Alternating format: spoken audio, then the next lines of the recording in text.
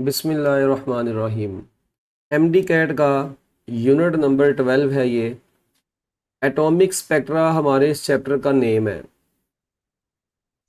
इस चैप्टर में हम एटॉमिक स्पेक्ट्रा को स्टडी करने से पहले हम बचपन में ना बच्चों एक टर्म पढ़ के आए हुए हैं जिसका नाम है स्पेक्ट्रोस्कोपी। स्पेक्ट्रोस्कोपी ये हम लोगों ने एक टर्म पढ़ी हुई है। अच्छा, अब स्पेक्ट्रोस्कोपी क्या थी, इसकी डेफिनेशन क्या थी? आप लोगों ने बचपन में इसकी डेफिनेशन पढ़ी थी कि स्टडी ऑफ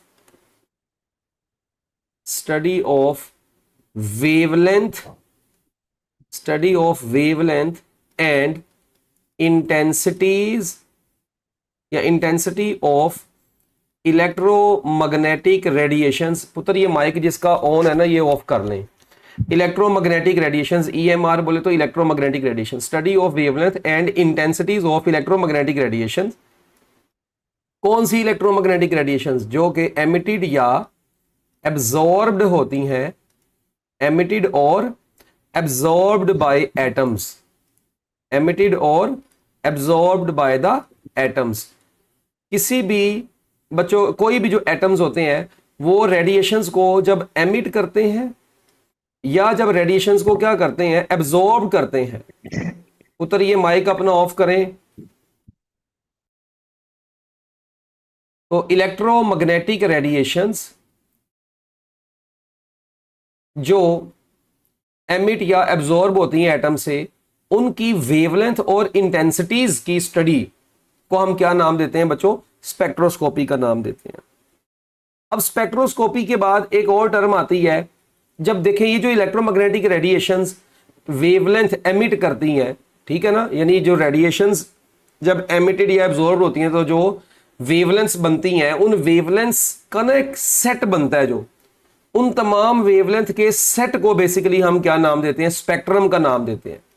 तो स्पेक्ट्रम का वर्ड भी आप बहुत दफा पढ़ चुके हैं, केमिस्ट्री के अंदर भी पढ़ चुके हैं और अपनी सेकेंड ईयर के अंदर भी पढ़ चुके हैं। तो बच्चों set of all the wavelengths, क्या कहेंगे जी हम? इसकी डेफिनेशन क्या होगी? एक मिनट, ये जरा, set of all the wavelengths, जितनी भी वेवलेंथ्स को, ठीक है जी, वेवलेंथ्स किन की? ऑफ इलेक्ट्रोमैग्नेटिक रेडिएशंस, एमिटेड और एब्जॉर्ब्ड, एमिटेड और एब्जॉर्ब्ड बाय एटम्स या सब्सटेंस, ठीक है। तो इन वेवलेंथ्स के सेट को बच्चों हम क्या नाम देते हैं? स्पेक्ट्रम का नाम देते हैं। क्या नाम देते हैं? वेवलेंथ्स के सेट को बच्चों स्पेक्ट्रम का नाम देते हैं। अच्छा, अब ये स्पेक्ट्रम की टाइप्स कितनी हैं? स्पेक्ट्रम की बच्चों हमारी फिजिक्स की दुनिया में स्पेक्ट्रम की 3 टाइप्स हैं जो हम यहां पर पढ़ रहे हैं फिजिक्स के अंदर, ठीक है। अच्छा, वो स्पेक्ट्रम की 3 टाइप्स कौन कौन सी? बच्चों स्पेक्ट्रम की कितनी टाइप्स हैं जो हम पढ़ रहे हैं? 3 टाइप्स हैं। अब वो 3 टाइप्स कौन कौन सी हैं? एक को हम नाम देते हैं किसका? लाइन स्पेक्ट्रम का। किसका नाम देते हैं बच्चों? लाइन स्पेक्ट्रम का नाम देते हैं। अच्छा, एक को बच्चों हम नाम देते हैं बैंड स्पेक्ट्रम का। इसका नाम देते हैं बैंड स्पेक्ट्रम का। और बच्चों एक को हम नाम देते हैं कंटिन्यूस स्पेक्ट्रम का। इसका नाम देते हैं बच्चों कंटिन्यूस स्पेक्ट्रम का। अब ये 3 तरह के जो स्पेक्ट्रम है इनको अब हम लोगों ने डिस्कस करना है बारी बारी।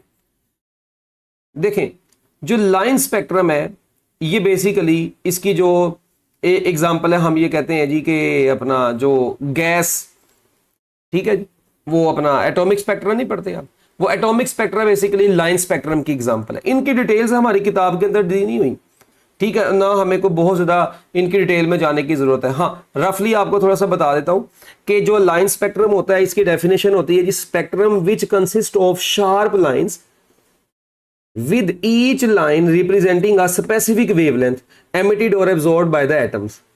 यानी emitted और absorbed by the atoms तो आना, यानी इसके अंदर क्या होता है? each line representing a specific wavelength, ठीक है जी।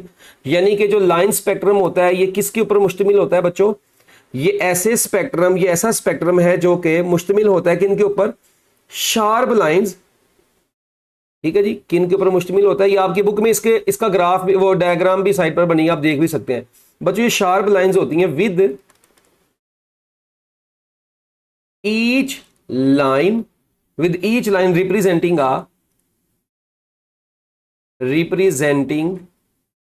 a specific wavelength, specific wavelength।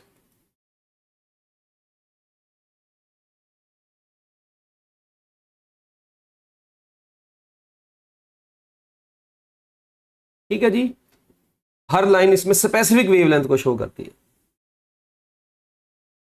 और ये बेसिकली क्या होता है, कैरेक्टरिस्टिक ऑफ एमिटिंग एलिमेंट्स। ठीक है जी, जो मतलब एलिमेंट्स रेडिएशन वगैरह एमिट कर रहे होते हैं, ठीक है, उनकी कैरेक्टरिस्टिक होती है ये। और ये होती किसकी वजह से है, ये होती किसकी वजह से, due to transition of electrons between energy levels. Atom के अंदर जो एनर्जी लेवल्स होते हैं उनमें ड्यू टू ट्रांजिशन ये प्रोड्यूस होती हैं। ठीक है जी, तो और हर एलिमेंट का अपना एक unique set of energy levels होता है। ठीक है, और हर एलिमेंट का अपना एक यूनिक लाइन स्पेक्ट्रम होता है। तो खैर ये हमारी किताब की बात नहीं है, मगर बस आपको रफली बता रहा हूं कि डिफरेंट जगहों के ऊपर लाइनें पड़ी हैं। उसके बाद इसकी मदद से हम क्या काम कर सकते हैं, आइडेंटिफाई द गैस और एलिमेंट। ये इंपॉर्टेंट पॉइंट है। इसकी मदद से हम आइडेंटिफाई द गैस, जिस गैस का भी स्पेक्ट्रम है, या जिस एलिमेंट के भी आप लोग, जिस एलिमेंट का भी आप स्पेक्ट्रम हासिल कर रहे हैं, आप उसको आइडेंटिफाई कर सकते हैं। ठीक है जी, और इसको ही बच्चों हम, इसका दूसरा नाम है एटॉमिक स्पेक्ट्रा। सबसे इंपॉर्टेंट यही लाइन थी। तो हमारे जो ये चैप्टर है, हमारे इस चैप्टर का नाम ही एटॉमिक स्पेक्ट्रा है। तो एटॉमिक स्पेक्ट्रम, एटॉमिक स्पेक्ट्रम।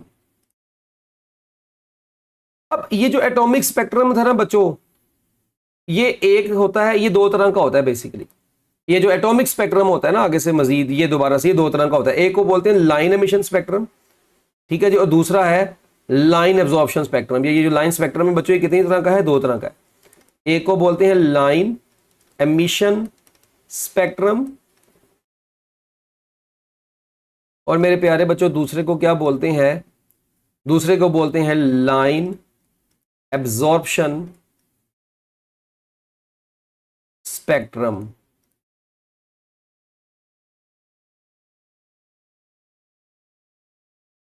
अब एमिशन से आपको पता है, मतलब ऐसा लाइन स्पेक्ट्रम जो उस वक्त बनेगा जब रेडिएशंस क्या होंगी, मतलब जब इलेक्ट्रॉन, ठीक है जी, क्या काम करेगा। एमिशन कब होती है, जब वो किसी हाई एनर्जी ऑर्बिट से लो एनर्जी ऑर्बिट में आता है।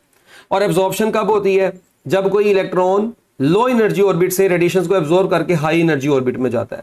ठीक है, तो बस इसके बारे में भी हमें मजीद बातें करने की जरूरत नहीं है, बस यहां तक आप इसको याद रखिए। इसके बाद बच्चों हमारे पास आता है बैंड स्पेक्ट्रा। बैंड स्पेक्ट्रा में क्या होता है, group of line so closely spaced. ठीक है जी, यानी कि इसमें ये ग्रुप ऑफ लाइंस पर मुश्तमिल होता है, अकेली एक लाइन नहीं, ग्रुप ऑफ लाइंस पर मुश्तमिल होता है, सो क्लोजली स्पेस्ड, और वो एक दूसरे के बहुत करीब करीब होती हैं। सो क्लोजली स्पेस्ड वो लाइंस होती हैं, और each group appear to be band, and each group appear to be a band। और हर बच्चों जो ग्रुप होता है वो एक बैंड की तरह से हमें दिखाई देता है। और इसी तरह इसी बैंड स्पेक्ट्रम का एक दूसरा नाम है, it is also called molecular spectrum. It is also known as molecular spectra. इसको ये मॉलिक्यूलर स्पेक्ट्रा भी इसको बोला जाता है। जिस तरह इसको क्या बोला गया था, एटॉमिक स्पेक्ट्रा। ठीक है जी, जैसे हमने इसको क्या बोल दिया था, इसको हमने बोला था एटॉमिक स्पेक्ट्रम।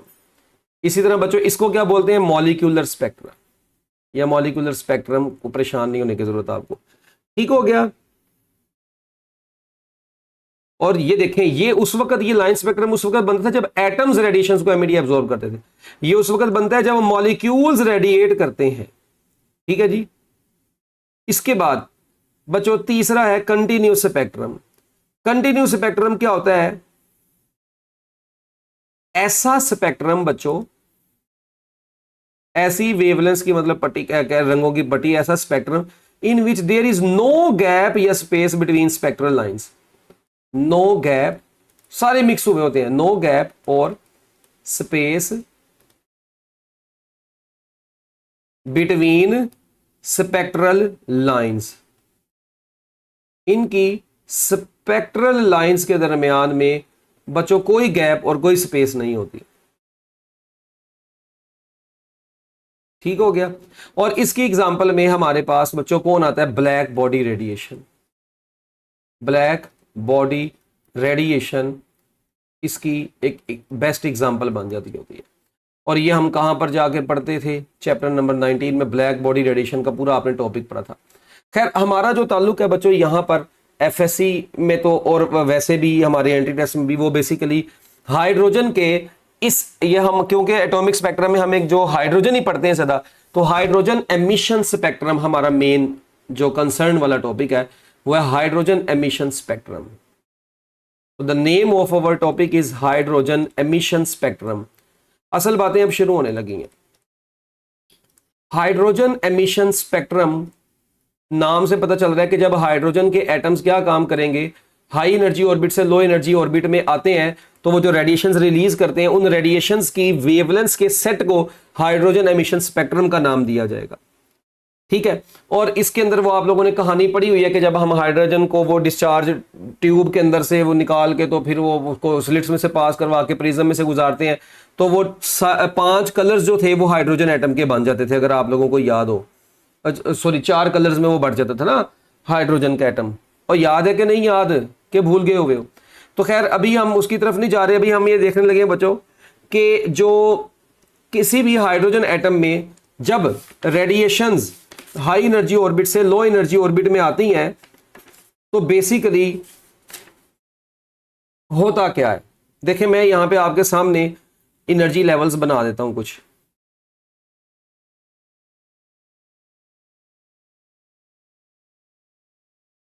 ये एक,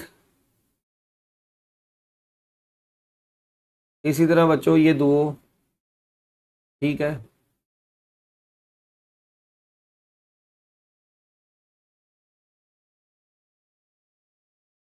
इस तरह से हम थोड़े से ना एनर्जी लेवल शो कर देते हैं।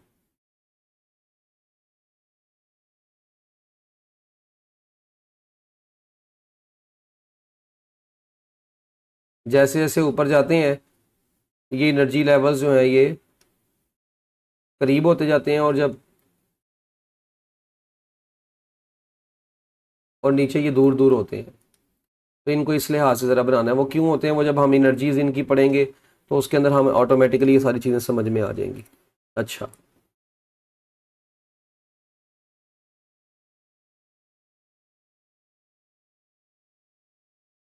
लो बच्चों, अगर मैं आपको कहता हूं ये पहला ऑर्बिट है, इसका नाम है n इज इक्वल, इसकी स्टेट को n इज इक्वल टू 1, इसको n इज इक्वल टू 2, इसको n is equal to 3, n is equal to 4, n is equal to 5, n is equal to 6 और इसी तरह n इज इक्वल टू 7। ये मैंने यहां पर सारे ऑर्बिट्स मतलब किसी एनर्जी लेवल शो कर दिए हैं। ठीक है।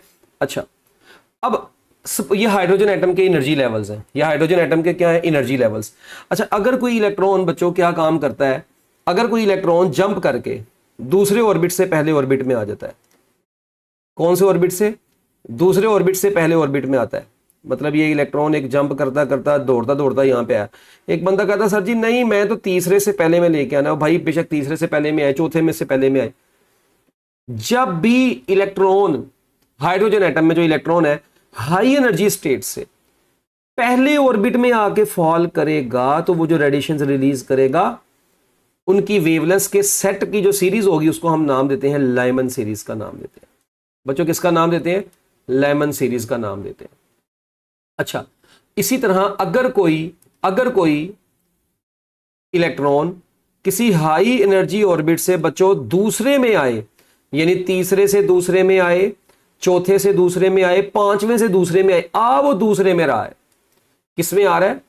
वो दूसरे में रहा है। बस शर्त ये है, तो अगर कोई भी इलेक्ट्रॉन हाई एनर्जी ऑर्बिट से लो एनर्जी ऑर्बिट 2 में आता है तो वो जो रेडिएशन रिलीज करता है उनकी वेवलेंथ के सेट को बच्चों हम बाल्मर सीरीज का नाम देते हैं। किसका नाम देते हैं? बाल्मर सीरीज का। तो ये हो गई हमारे पास बाल्मर सीरीज। अच्छा, इसी तरह अगर कोई इलेक्ट्रॉन जंप करता है बेचारा चर्सी और वो कहां से वो चौथे से तीसरे में आता है। एक बंदा कहता है सर नहीं मैं तो पांचवें से तीसरे में लेके आना है, ठीक है, चौथे से आ जाए, पांचवें से आ जाए, छवें से आ जाए, तो वो जो रेडिएशन रिलीज करेगा उनकी वेवलेंथ के सेट को हम नाम देते हैं पास्चन सीरीज का। इसका नाम देते हैं पास्चन सीरीज का नाम देते हैं।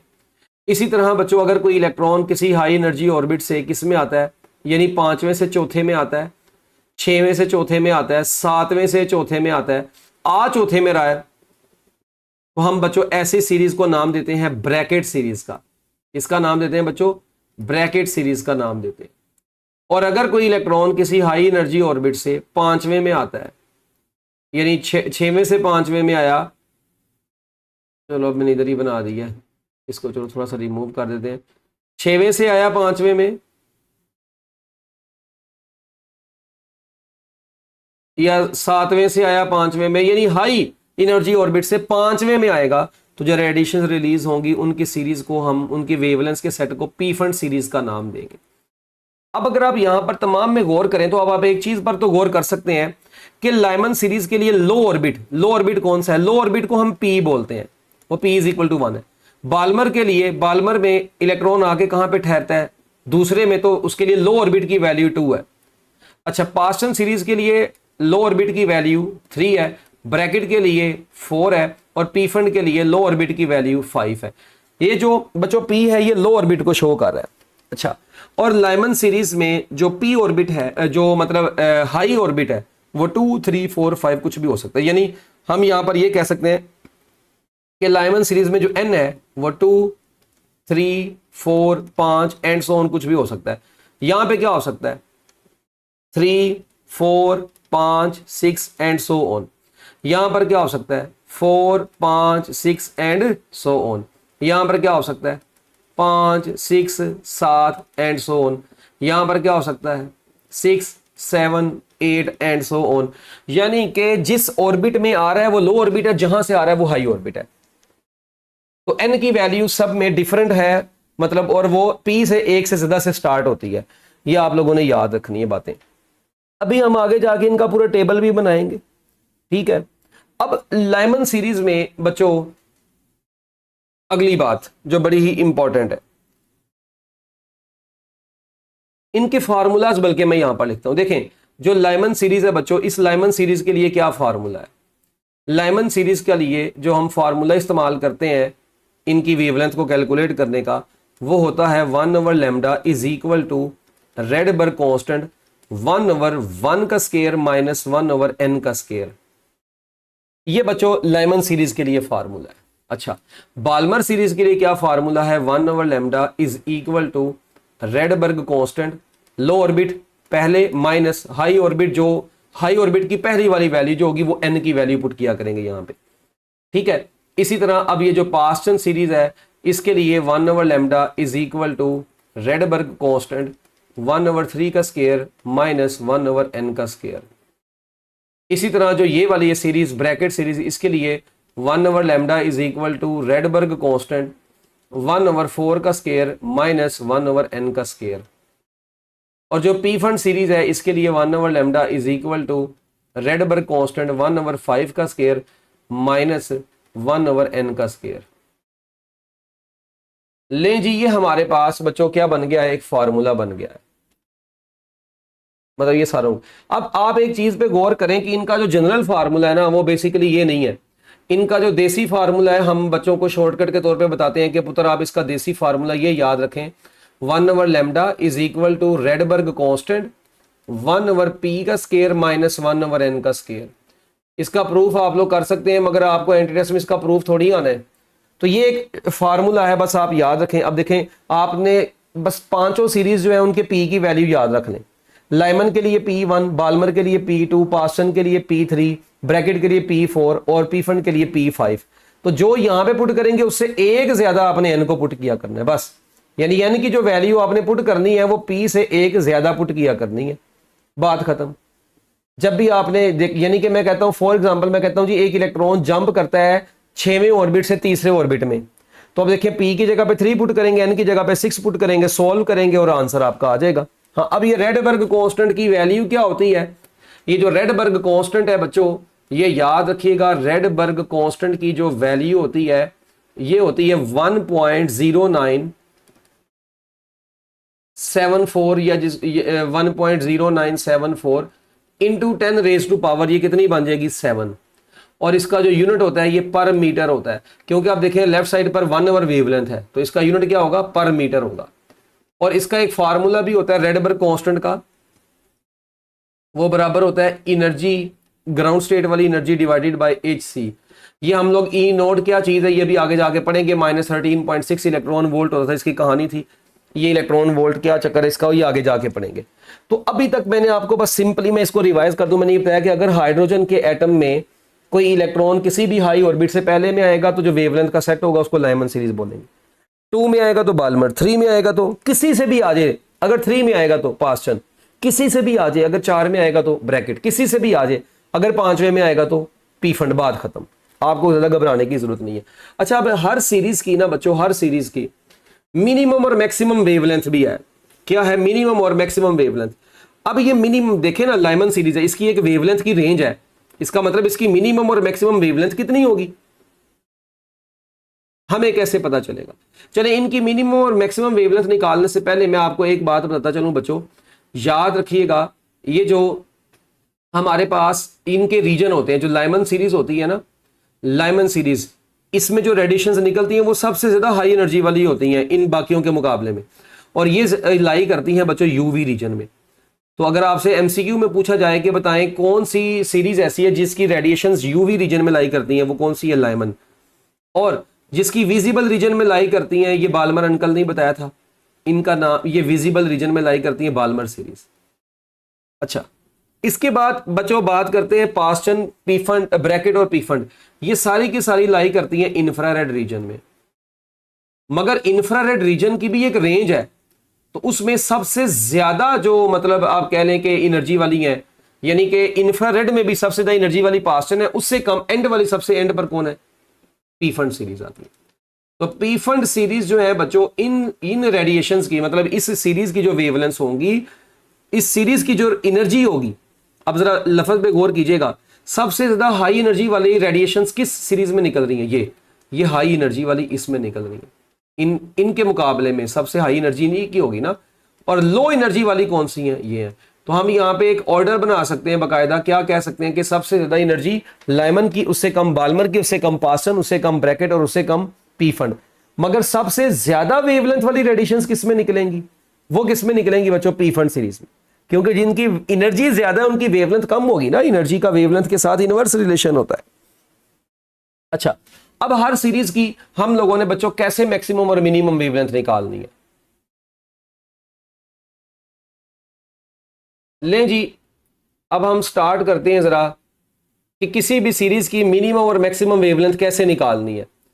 देखिए, मैं आप लोगों को बच्चों इसकी ज्यादा लंबी चौड़ी बातें करने की हमें जरूरत नहीं है। हाँ, अगर मैं आपको तरीका बताना चाहूं तो वो तरीका तो मैं आपको बता सकता हूं, मगर मुझे तरीका बताने की जरूरत नहीं है। बस मैं डायरेक्ट आपको शॉर्टकट बताऊंगा। फॉर लैम्डा मिनिमम, किसी भी सीरीज की मिनिमम वेवलेंथ निकालनी है इन पांचों में से ऊपर, तो चुप करके उसका फार्मूला पुट करें, minimum wavelength is equal to P square over Rydberg constant R H. बस खत्म कहानी। किसी भी उसकी, अच्छा, यहां पर मिनिमम वेवलेंथ निकालने के लिए ना बस एक बात याद रखें, मिनिमम वेवलेंथ निकालने के लिए हम एन को इनफाइनाइट पुट कर देते हैं। तो आपको देखें सारी सीरीज में जब आप एन को, अगला इधर ही देख लें, इस फार्मूले में देख लें, जब आप एन की जगह पे इन्फिनिटी पुट कर देंगे, 1 ओवर इन्फिनिटी 0, तो 1 ओवर लैम्डा बचेगा Rydberg constant over P square. तो लैम्डा ऊपर जाएगा तो ये पी स्क्वायर ऊपर चलेगा, आर नीचे आ जाएगा।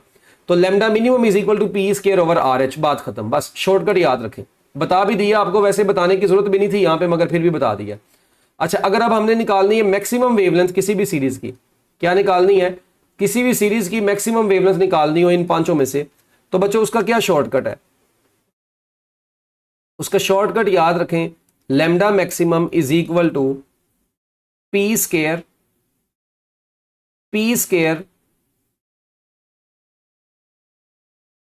पी प्लस 1 का whole square divided by Rydberg constant 2p plus 1। ये इसका शॉर्टकट है, ये आप लोगों ने जुबानी याद रखना है।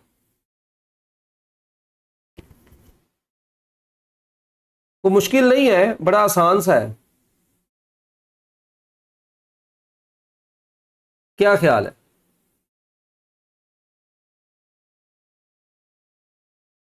इधर देखें, इसको समझें जरा, देखें यहां पर मैं आपसे कहता हूं बच्चों, लेट्स सपोज लाइमन सीरीज की बात करते हैं। किसकी बात करते हैं? लाइमन सीरीज की बात करते हैं। मैं कहता हूं लाइमन सीरीज के लिए ये सारा कुछ कैलकुलेट करके दिखाएं जरा। मिनिमम और मैक्सिमम वेवलेंथ फाइंड आउट करनी है, किसके लिए? लाइमन सीरीज के लिए। अच्छा, अब लाइमन सीरीज के लिए मिनिमम वेवलेंथ आपने निकालनी है। मिनिमम वेवलेंथ निकालने के लिए लाइमन सीरीज के लिए पी की वैल्यू 1 है, तो आंसर आ गया 1/r, बात खत्म। अच्छा, अब मैक्सिमम वेवलेंथ कैसे निकलेगी? मैक्सिमम वेवलेंथ का फार्मूला वही पी की जगह पे 1, और यहां पे भी 1 + 1 कितना हो गया बच्चों? 2 हो गया। अच्छा, divided by Rydberg constant, P की जगह पे 1 तो 2 + 1 बचा, तो ऊपर क्या बच गया? ऊपर बच गया 4 बाय, और नीचे बच गया ये 3 रेडबर्ग कांस्टेंट। अब जब मैं बच्चों, अब ये हमारे पास मैक्सिमम वेवलेंथ आ गई है। अच्छा, अगर मैं आपसे कहता हूं कि यार मुझे मैक्सिमम और मिनिमम वेवलेंथ की रेशो चाहिए इसी सीरीज की, तो maximum wavelength over minimum wavelength के लिए आप, मैक्सिमम वेवलेंथ है 4/3 रेडबर्ग कांस्टेंट और मिनिमम वेवलेंथ है 1 रेडबर्ग कांस्टेंट। ये कट गया इससे, तो हमारे पास जो रेशो बच गई वो 4:3 बच गई।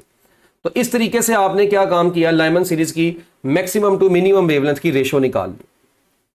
तो ये रेशो भी निकालने का बड़ा आसान सा तरीका था, ये कोई मुश्किल काम नहीं था।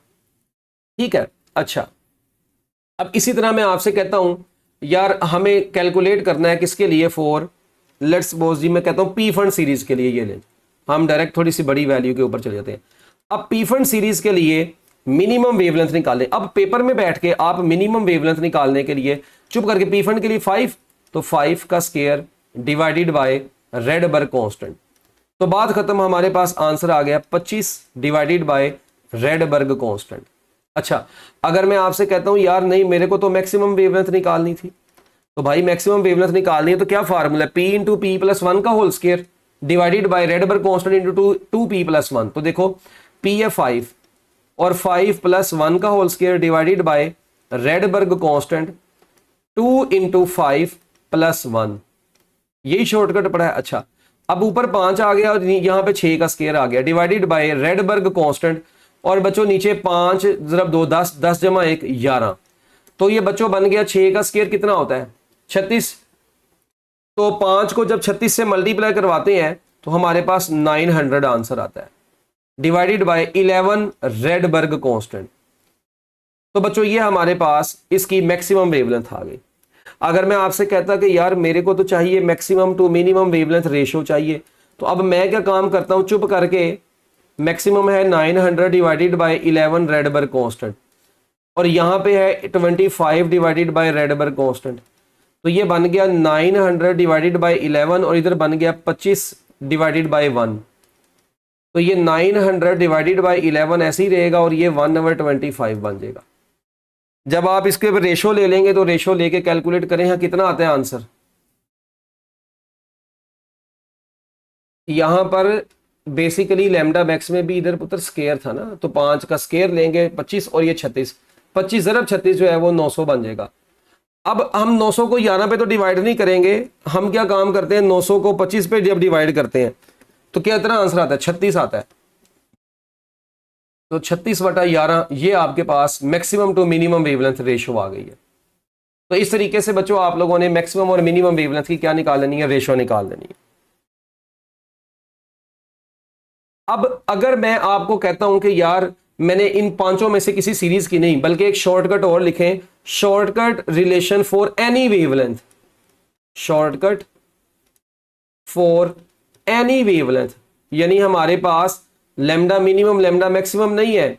मैं आपसे अभी देख, तो पहले ये फार्मूला लिख लें। अगर ऐसा है तो लेमडा का फार्मूला होता है P square N square divided by Rydberg constant N square minus P square, ये फार्मूला होता है ये किसी भी वेवलेंथ को कैलकुलेट करने के लिए, relation to find any wavelength.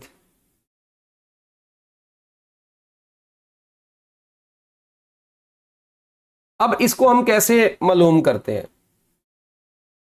मतलब इसका क्या चक्कर होगा? फॉर एग्जाम्पल अब आपको पता है किसी भी वेवलेंथ को मालूम करने के लिए। अगर लेट्स सपोज मैं कहता हूं यार लाइमन के लिए मैंने करना है, अब देखिए मेरी बात जरा गौर से सुने, या मैं आपको ये कहता हूं एक एक इलेक्ट्रॉन है वो जंप करके आया है बच्चों, किससे, किस ऑर्बिट से, सुने 6वें से तीसरे में आया है एक इलेक्ट्रॉन जंप करके, तो जो रेडिएशन रिलीज करेगा उनकी वेवलेंथ कितनी होगी। अच्छा अब आप क्या काम करेंगे वेवलेंथ निकालने के लिए, अब लो ऑर्बिट है 3, इधर 3 का स्केयर, हाई ऑर्बिट है 6 इसका square, divided by Rydberg constant, ठीक है जी, 6 का स्केयर माइनस 3 का स्केयर।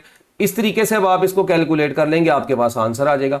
अब ऊपर बन गया 9 और ये बन गया 36 divided by Rydberg constant 36 minus 9। अब 36 ज़रब 9 कितना होता है, ये तो अब आपने बचपन में कैलकुलेशनें पढ़ी हुई है ना, कि नहीं पढ़ी हुई, आती है कि नहीं आती। 36 ज़रब 9, तो 36 को जब आप 9 से मल्टीप्लाई करवाते हैं तो पुत्र 324 आता है, डिवाइडेड बाय रेडबर्ग कांस्टेंट। अब इतनी तो कैलकुलेशन आपको आनी चाहिए, और जब आप 36 में से 9 माइनस कर देते हैं तो आपके पास 27 बचता है, तो बात खत्म। अब ये ना हो पता लगे 24 ऊपर 24 है नीचे 27 है, तो काट के तो 3 बचाया ऊपर, वो खुदा का खौफ कर लेना, 3 ये बचेगा है और 3 वो बचेगा, तो मिलके 33/8 है। बस ऐसे ही इतना ही इसको सोल्व कर लेना। ये ना हो कि जहाज के मुंह वाले कहेंगे 2 2 से काट देते हैं, तो फिर 3 और 4 भी 7 हो गया, 7 7 से कट गया, ठीक है, चर्चपी हुई है भाई, ऐसे आपने नहीं काम करना, ठीक है। तो अब ये आप लोगों को बच्चों बात आनी चाहिए। अच्छा एक ना बड़ी इंपॉर्टेंट चीज है यहाँ पे जो अब मैं आपको बताने जा रहा हूं, ये जो रेडबर्ग कांस्टेंट है ना, रेडबर्ग कांस्टेंट, अगर आपसे पेपर में वो इस रेडबर्ग कांस्टेंट की फॉर्म में आंसर ना पूछे, वो आपसे वैल्यू पूछ लेता है, तो देखें जिस तरह आपने ये मिनिमम वेवलेंथ निकाली है, ये आपसे मिनिमम वेवलेंथ वो ऐसे नहीं दी हुई उसने सवाल में, वैल्यू की फॉर्म में दी हो, तब आप क्या काम करेंगे। तो देखें आप करेंगे ये 25 ऐसे ही, रेडबर्ग कांस्टेंट है 1.0974 यानी 1 × 10⁻⁷ कह लो, तो ये बन गया 25 × 10⁻⁻7 ऊपर जाके, और ये मीटर में आंसर है।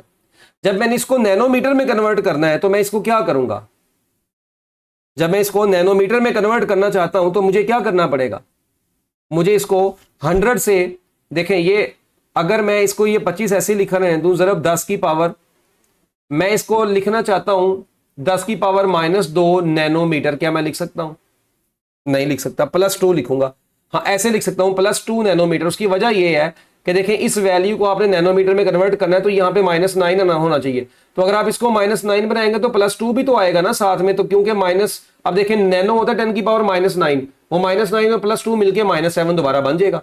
तो ये कन्वर्जन अब आपको पता होनी चाहिए। तो ये राउंड अबाउट, ये एग्जैक्ट आंसर नहीं है, तो 2500 नैनोमीटर के करीब करीब आपका आंसर होगा, एग्जैक्ट आंसर ये नहीं होगा। अब ऐसे क्वेश्चन जब आएगा तो आपके पास ऑप्शंस में अच्छा भला गैप होगा, आप उस गैप के लिहाज से क्या कर सकते हैं, बड़ी आसानी से ऑप्शन को गेस कर सकते हैं। ये वैसे अगर देखा जाए तो ये क्योंकि 2500 डिवाइडेड बाय 1.0974 आना था, तो यानी ये 2500 से छोटा आंसर होगा, 2500 से बड़ा कोई नहीं होगा। तो अगर 2500 से बड़ी ऑप्शन होगी उसको तो वैसे ही काटा लगा देना, तो 2500 से छोटी ऑप्शन उसने जो दी होगी वो इतनी कंफ्यूजिंग नहीं देगा, हाँ वो 1500 दे देगा तो फिर तो शर्म खा लेना ना अपने आप। 2500 से थोड़ी सी जो नीचे होगी तकरीबन 2300 के करीब करीब, तो वो आपका आंसर होगा। तो ये इस तरीके से आप लोग कैलकुलेट कर सकते हैं। इसी तरह देखें यहां पर है ये 900 डिवाइडेड बाय 11 × 10 की पावर वही 7 लिखें, तो ये बन जाएगा 900 डिवाइडेड बाय 11, ऐसे ही रहने दो, ज़रब 100 नैनोमीटर लिख दो। यानी आप बस इस चीज को ना ज़रब 100 करके नैनोमीटर में कन्वर्ट कर लिया करें, बात खत्म। अब बताओ ये कितना का बन जाएगा, जो इसकी मैक्सिमम वेवलेंथ आएगी वो तकरीबन कितनी का आ जाएगी। अब 900, अब देखो 100 को जब आप 11 से काटोगे, सर आप गौर से सुनना, बड़ी हाई लेवल की बात बताने जा रहा हूं, देखो टेक्निकली समझना, मैं सोल्व नहीं करूंगा। 100 को जब आप 10 से काटोगे तो 10 बचेगा, मगर ये 11 है, इसका मतलब है कि इधर जो आपका आंसर आएगा वो लेस देन 10 आएगा। कितना आएगा, लेस देन 10 आएगा। अच्छा अब लेस देन 10 जो आया आपका, सपोज करें आप उसको 9 कंसीडर कर लें, तो 9 को 900 से मल्टीप्लाई करवाएंगे तो तकरीबन 8000 के करीब करीब आंसर आ जाएगा। तो राउंड अबाउट करके हम कहेंगे कि तकरीबन राउंड अबाउट एग्जैक्ट नहीं 8000 नैनोमीटर के करीब करीब, इससे बड़ा नहीं होगा, इससे छोटा ही होगा, वैल्यूज चेक कर सकते हैं आप। तो 8000 से थोड़ा सा छोटा आपका आंसर होगा। तो इस तरीके से आप बच्चों ऐसे क्वेश्चंस को बहुत आसानी से सॉल्व कर सकते हैं। अब ये इसी तरह बच्चों और भी काफी क्वेश्चन मतलब बन जाते हैं, मगर वो इसी तरह से बस देख लीजिएगा, अगर आपसे क्वेश्चन में उसने पूछा होगा कि आंसर रेडबर्ग कांस्टेंट की फॉर्म में बताना है या उसने आपसे आंसर वैसे नैनोमीटर में पूछा हुआ है, तो ये डिपेंड करता है कि आपसे क्वेश्चन किस टाइप का पूछा गया है। ठीक है। अच्छा, अब इन तमाम चीज़ों के बाद बच्चों, ये वेवलेंस वाले ये फार्मूलाज के बाद इनकी रेडिएशंस के जो स्पेक्ट्रम है, मतलब इनकी जो ये सारी बातें हैं, इसके बाद बच्चों जो सबसे इंपॉर्टेंट टर्म आती है, वो उसको स्टार्ट करने के लिए हमें पढ़ना पड़ेगा पहले बोहर्स मॉडल। क्या पढ़ना पड़ेगा? Bohr's model. अब ये तो बचपन का ही टॉपिक है आपका, ये 9th क्लास से आप पढ़ते आए हैं बोहर्स मॉडल। केमिस्ट्री में भी पढ़ा, फिर उसके बाद आपने फर्स्ट ईयर में केमिस्ट्री में पढ़ा, फिर सेकंड ईयर में भी पढ़ लिया। अच्छा, अब ये जो बोहर्स मॉडल था, ये बेसिकली सेमी क्लासिकल मॉडल है ना। इसको हम क्या बोलते हैं बच्चों? ये क्या है basically? It is a semi classical model. ये एक सेमी क्लासिकल मॉडल है। अब इसको सेमी क्लासिकल मॉडल इसलिए बोलते थे क्योंकि ये क्लासिकल फिजिक्स और बेसिकली क्लासिकल फिजिक्स और क्वांटम फिजिक्स, ये दोनों का मतलब मिक्सचर था ना। तो याद रखिएगा, अकॉर्डिंग टू क्लासिकल फिजिक्स, जो एक्सेलरेटिंग चार्ज होता है, जैसा कि इलेक्ट्रॉन जो होता है वो न्यूक्लियस के गिर्द जब घूम रहा होता है, must continuously radiate electromagnetic energy.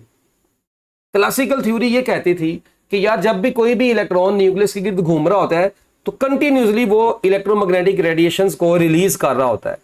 जबकि बोहर्स मॉडल इस बात के ऊपर इख्तलाफ कर गया था। वो कहता था भाई ऐसे नहीं है। बोहर मॉडल कहता था कि जब भी कोई इलेक्ट्रॉन अपने ऑर्बिट में है तो उसके ऑर्बिट को डिस्क्रीट स्टेशनरी ऑर्बिट बोलते हैं। उस ऑर्बिट में रहते हुए इलेक्ट्रॉन किसी किस्म की एनर्जी को रेडिएट नहीं करता। खैर, ये तो इसके पॉस्टुलेट्स में भी पढ़ लेते हैं। तो याद रखिएगा बच्चों, ये बोहर्स मॉडल बेसिकली आया क्यों था? ये बेसिकली एक्सप्लेन करता है empirical results obtained by Rydberg formulated a model of hydrogen atom.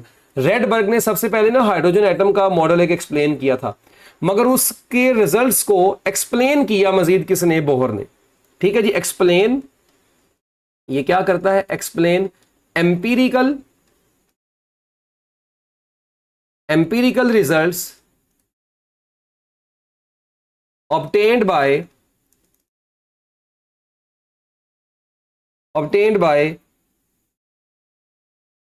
Rydberg, जो रेडबर्ग ने हासिल किए थे। ठीक है जी। अब इसके पॉस्टुलेट्स जो थे बच्चों, वो बेसिकली 3 पॉस्टुलेट्स हैं जो हम पढ़ते हैं अपनी एफएससी की किताबों के अंदर। अच्छा,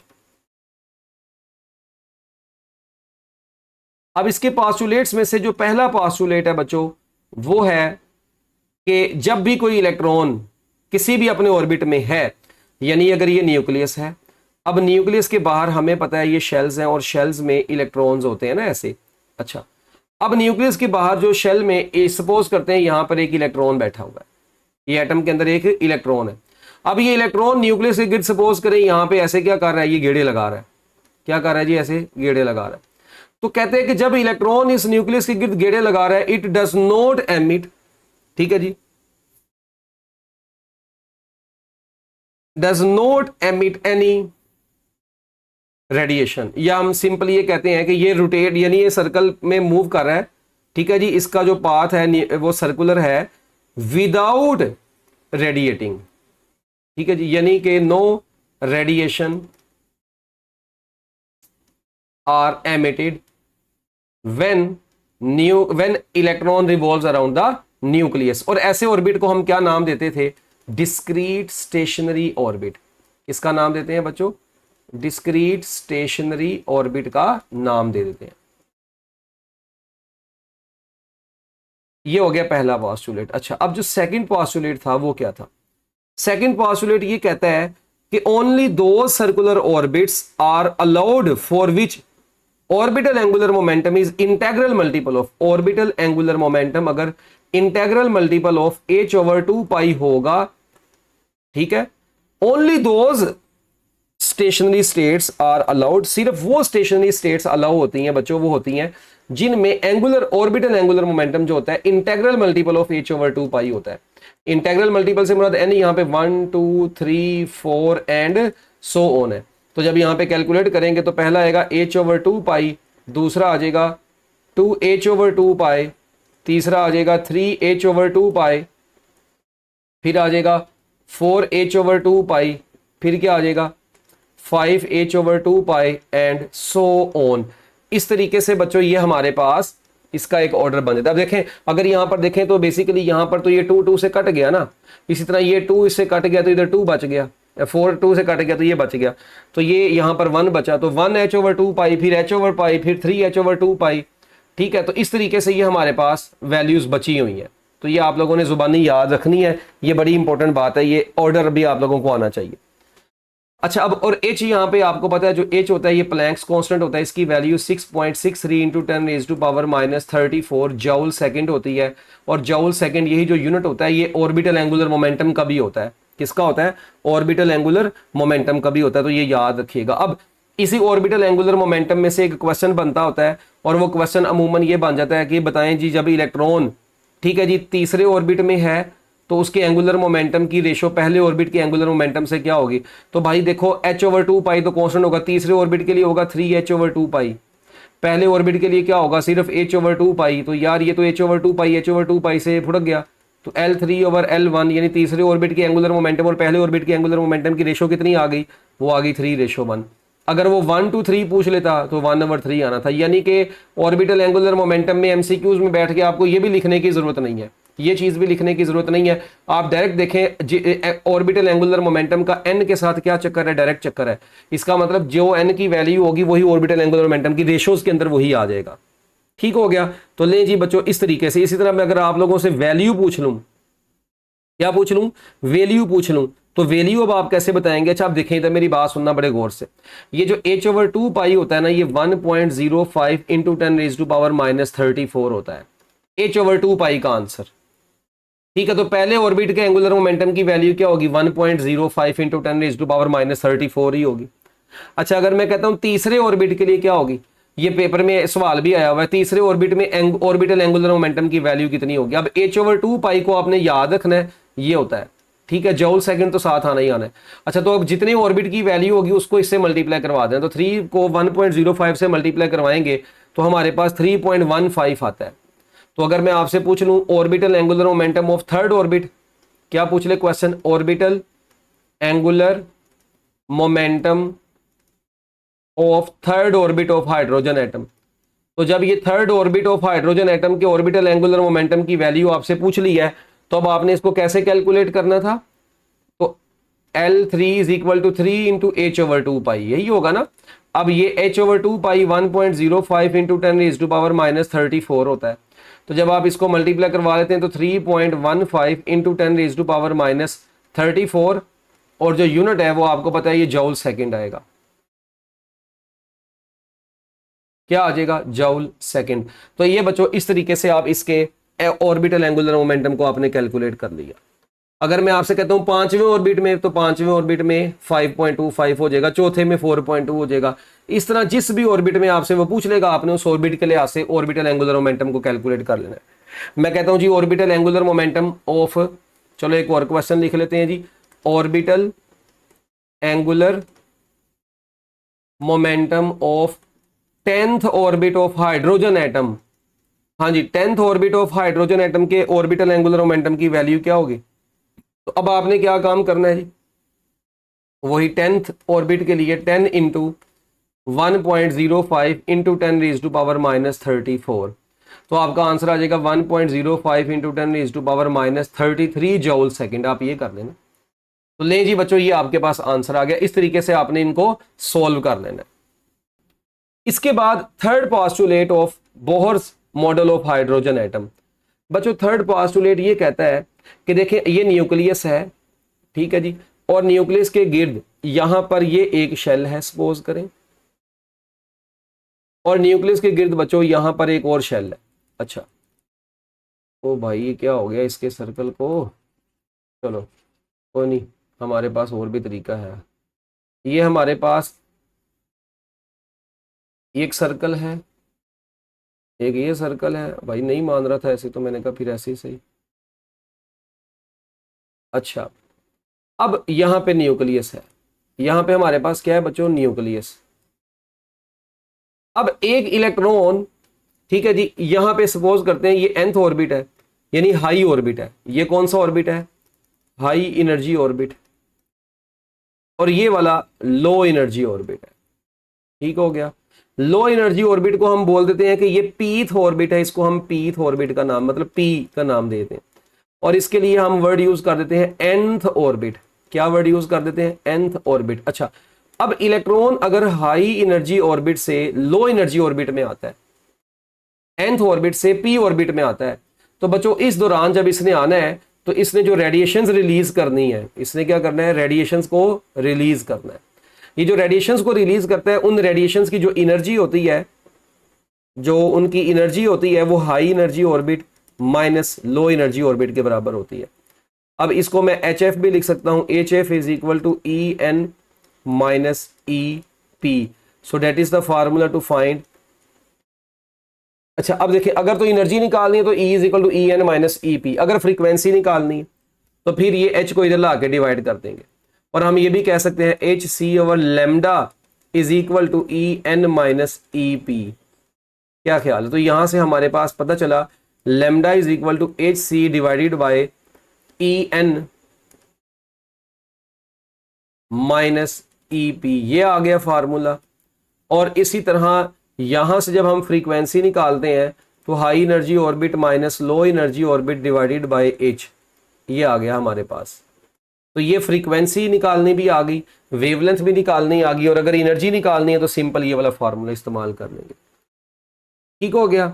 इस तरीके से बच्चों हम लोगों ने क्या काम करना होता है, ये रेडिएशंस की एनर्जी निकाल लेनी। फॉर एग्जांपल मैं आपको पेपर में बड़ा आसान सा सवाल देता हूं। मैं कहता हूं एक इलेक्ट्रॉन हाई एनर्जी ऑर्बिट से आया, 20 इलेक्ट्रॉन वोल्ट एनर्जी थी। अच्छा, वो आया किस में है जी, 8 इलेक्ट्रॉन वोल्ट एनर्जी वाले ऑर्बिट में आया है। तो अब देखें, जब ये 20 इलेक्ट्रॉन से 8 इलेक्ट्रॉन वोल्ट वाली में आएगा तो जो रेडिएशन रिलीज करेगा उनकी जो एनर्जी होगी वो कितनी होगी, तो 20 माइनस 8 कितना आ जाएगा, 12 इलेक्ट्रॉन वोल्ट उनकी एनर्जी होगी। कितनी होगी, 12 इलेक्ट्रॉन वोल्ट उन फोटोन्स की एनर्जी होगी जो फोटोन इसने रिलीज करने हैं। अब उनकी फ्रीक्वेंसी कितनी होगी, तो देखें यहाँ पे हम 12 इलेक्ट्रॉन वोल्ट है, इसको जॉल में कन्वर्ट कर लेंगे। ठीक है, 1.6 इंटू 10⁻⁻⁻⁹ से मल्टीप्लाई करवा के और H से डिवाइड करेंगे, फ्रीक्वेंसी आ जाएगी। और अगर HC और ये एनर्जी डिफरेंस की वैल्यू इधर पुट कर देंगे तो हमारे पास वेवलेंथ आ जाएगी। तो इसके शॉर्टकट हमने 19वें चैप्टर में पढ़े भी हुए हैं कि अगर आपको एनर्जी दी हो तो वेवलेंथ कैसे निकालते हैं, वेवलेंथ दी हो तो एनर्जी कैसे निकालते हैं। तो चैप्टर नंबर 19 में इसके शॉर्टकट्स पढ़े हुए हैं। अब बस हम इसको क्विकली आगे लेकर चलेंगे। ले जी, ये Bohr's model of hydrogen atom के बाद अब डी ब्रोगली की एक इंटरप्रिटेशन थी छोटी सी जो आपने पढ़ी थी। डी ब्रोगली की इंटरप्रिटेशन से ये फार्मूला प्रूफ भी हो जाता है। तो खैर हमें उस पेपर में प्रूफ थोड़ी आएगा। हाँ, एक चीज है, हम इस फार्मूले को बच्चों यूं भी लिख सकते हैं, ऑर्बिटल एंगुलर मोमेंटम की जगह पे MVR भी लिख सकते हैं। यानी यही जो हमने फार्मूला ऊपर लिखा है, हम इस फार्मूले को यूं भी लिख सकते हैं कि MVR is equal to NH divided by 2π। ये फार्मूला भी बन जाता होता है। ठीक हो गया। तो मेरा ख्याल है ये तो कोई इतना मुश्किल चीज नहीं थी। हाँ, यहां से अगर हम MVR को हम P इंटू आर भी तो लिख सकते हैं, तो मैं सिंपली लीनियर मोमेंटम निकाल सकता हूं NH ओवर 2πmr। तो लीनियर मोमेंटम, अगर हम किसी भी ऑर्बिट का लीनियर मोमेंटम निकालना चाहें तो उसके लिए फार्मूला NH ओवर 2πmr होगा। ले, इसके बाद बच्चों जो सबसे अब इंपॉर्टेंट चीज, क्वांटाइज्ड रेडियाई का कॉन्सेप्ट, क्वांटाइज्ड रेडियाई। अच्छा, अब ये जो क्वांटाइज्ड का वर्ड है ना, ये अक्सर बच्चे इस क्वांटाइज्ड के वर्ड से बड़े परेशान होते हैं कि यार ये क्वांटाइज्ड का मतलब क्या होता है। तो देखिए, मेरी बात सुनना बड़े गौर से बच्चों। क्वांटाइज्ड का मतलब होता है कि जब कोई चीज ना अपनी किसी फंडामेंटल चीज का मल्टीपल आ रही हो बार बार। अब बच्चे कहते हैं सर ये कैसी बात होगी। जिस तरह मैं आप लोगों को थोड़ा सा याद करवाता हूँ, ये जस्ट आपको नोट के तौर पे बता रहा हूँ, ये पेपर में ना ठोक के आ जाना। देखो 1E 2E 3E 4E and so on. याद आया? ये फार्मूला ये था Q is equal to NE, जिसको आप याद रखते थे, Q is equal to NE। अब इस फार्मूले में मुझे बताएं, क्या इस फार्मूले से ये चीज पता चल गई कि Q is equal to NE जो है, इसमें बेसिकली जो n है वो वैल्यू पुट करें 1 2 3 4 5, तो ये 1E2 E3 E4 आ गया। इस चीज को हम बोलते थे क्वांटाइजेशन ऑफ चार्ज। इस चीज का नाम क्या होता था?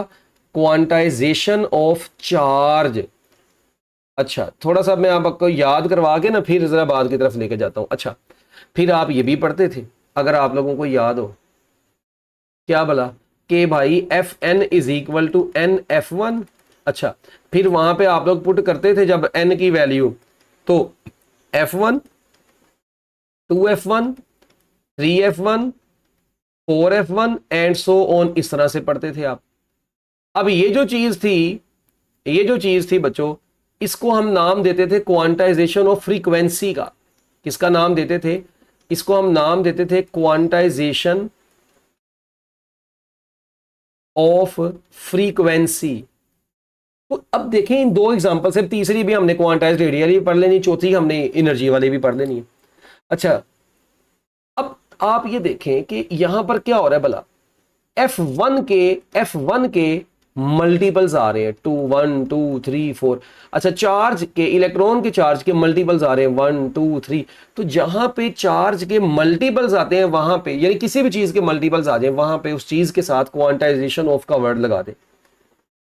अब चार्ज से पहले, चार्ज के साथ वैल्यूज रिपीट होकर आ रही है तो क्वांटाइजेशन ऑफ चार्ज बन जाएगा, फ्रीक्वेंसी के साथ रिपीट होकर आ रही है क्वांटाइजेशन ऑफ फ्रीक्वेंसी। अब जरूरी नहीं है कि 1 2 3 ही हो, जिस तरह फ्रीक्वेंसीज में आप 1 3 5 7 भी पढ़ते थे, यानी बार बार चीज रिपीट होके आ रही है डिफरेंट मल्टीपल्स के साथ, उधर क्वांटाइज्ड का कॉन्सेप्ट आएगा।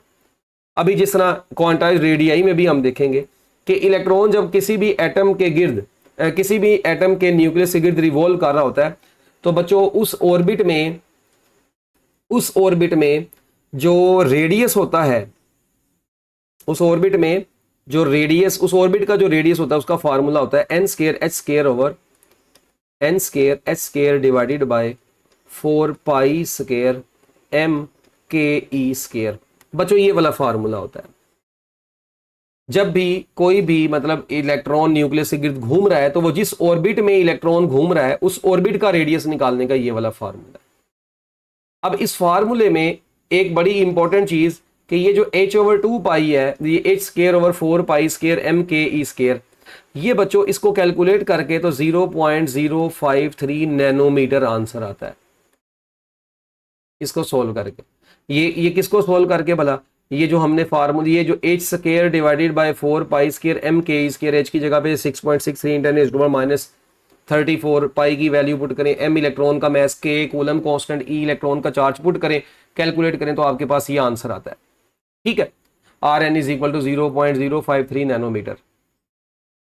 अब यहां पर अगर मैं आपसे कहता हूं कि हम इस चीज को वैसे ये ना बोल दें कि radius of the first orbit, तो बच्चों ये देखें, ये जो 0.05 थे, देखें जब आप n की जगह पे 1 पुट करेंगे, अगर आप n की जगह पे क्या पुट करेंगे 1, तो आपके पास R1 किसके बराबर आएगा, वो बराबर आ जाएगा 0. क्योंकि n की जगह तो 1 आ गया, 0.053 नैनोमीटर। तो हम फाइनली ये ऊपर वाले फार्मूले को सिंपली ये लिख सकते हैं n स्केयर इंटू R1।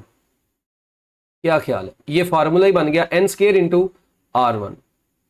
ठीक है, अब यहां पे n की जो वैल्यू है वो क्या है, n की जो वैल्यू है वो स्टार्ट होती है वही 1 2 3 4 5 एंड सो ऑन। तो जब आप यहां पे पुट करते हैं तो आपके पास पहले तो आंसर जस्ट आता है R1, फिर कितना आता है 4R1, फिर कितना आता है 9R1, स्केयर लेते जाए ना, फिर कितना आता है 16R1। तो इस तरीके से जब आप बच्चों इनके स्केयर्स के साथ इसको सॉल्व करते हैं तो आपके पास ये डिफरेंट आंसर्स आते जाते हैं। ठीक हो गया जी। तो ये किसी भी ऑर्बिट का आप देखें, अगर मैं कहता हूं जी पहले ऑर्बिट में इलेक्ट्रॉन का जो रेडियस है वो कितना है, इलेक्ट्रॉन का रेडियस नहीं, इलेक्ट्रॉन जिस ऑर्बिट में उस ऑर्बिट का रेडियस 0.053 नैनोमीटर। अच्छा, दूसरे ऑर्बिट में जब हम इसको मल्टीप्लाई करवाते हैं ना, 5 को 4 से 5 3 को 4 से मल्टीप्लाई करवाते हैं, सोल्व करते हैं, तो 0.212 नैनोमीटर आ जाता है। कैलकुलेट करके देख लीजिएगा। इसी तरह यहाँ पर 0.477 नैनोमीटर आएगा।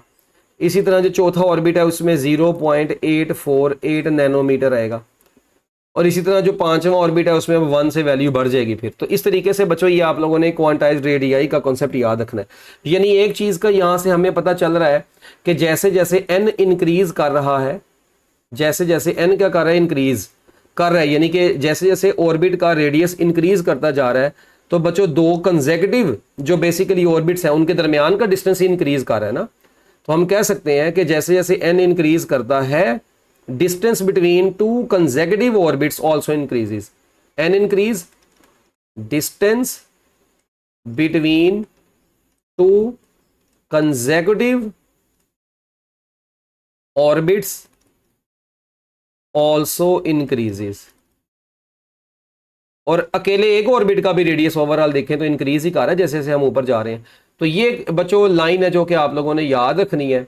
इसको भी हम आगे जाके समराइज भी करेंगे, मगर अभी आपने इनको अच्छे तरीके से बातों को देख लेना है। ले जी, इसके बाद हमारे पास क्वांटाइज्ड रेडियाई के बाद क्वांटाइज्ड वेलोसिटी भी आती है। क्या आती है? Quantized velocity.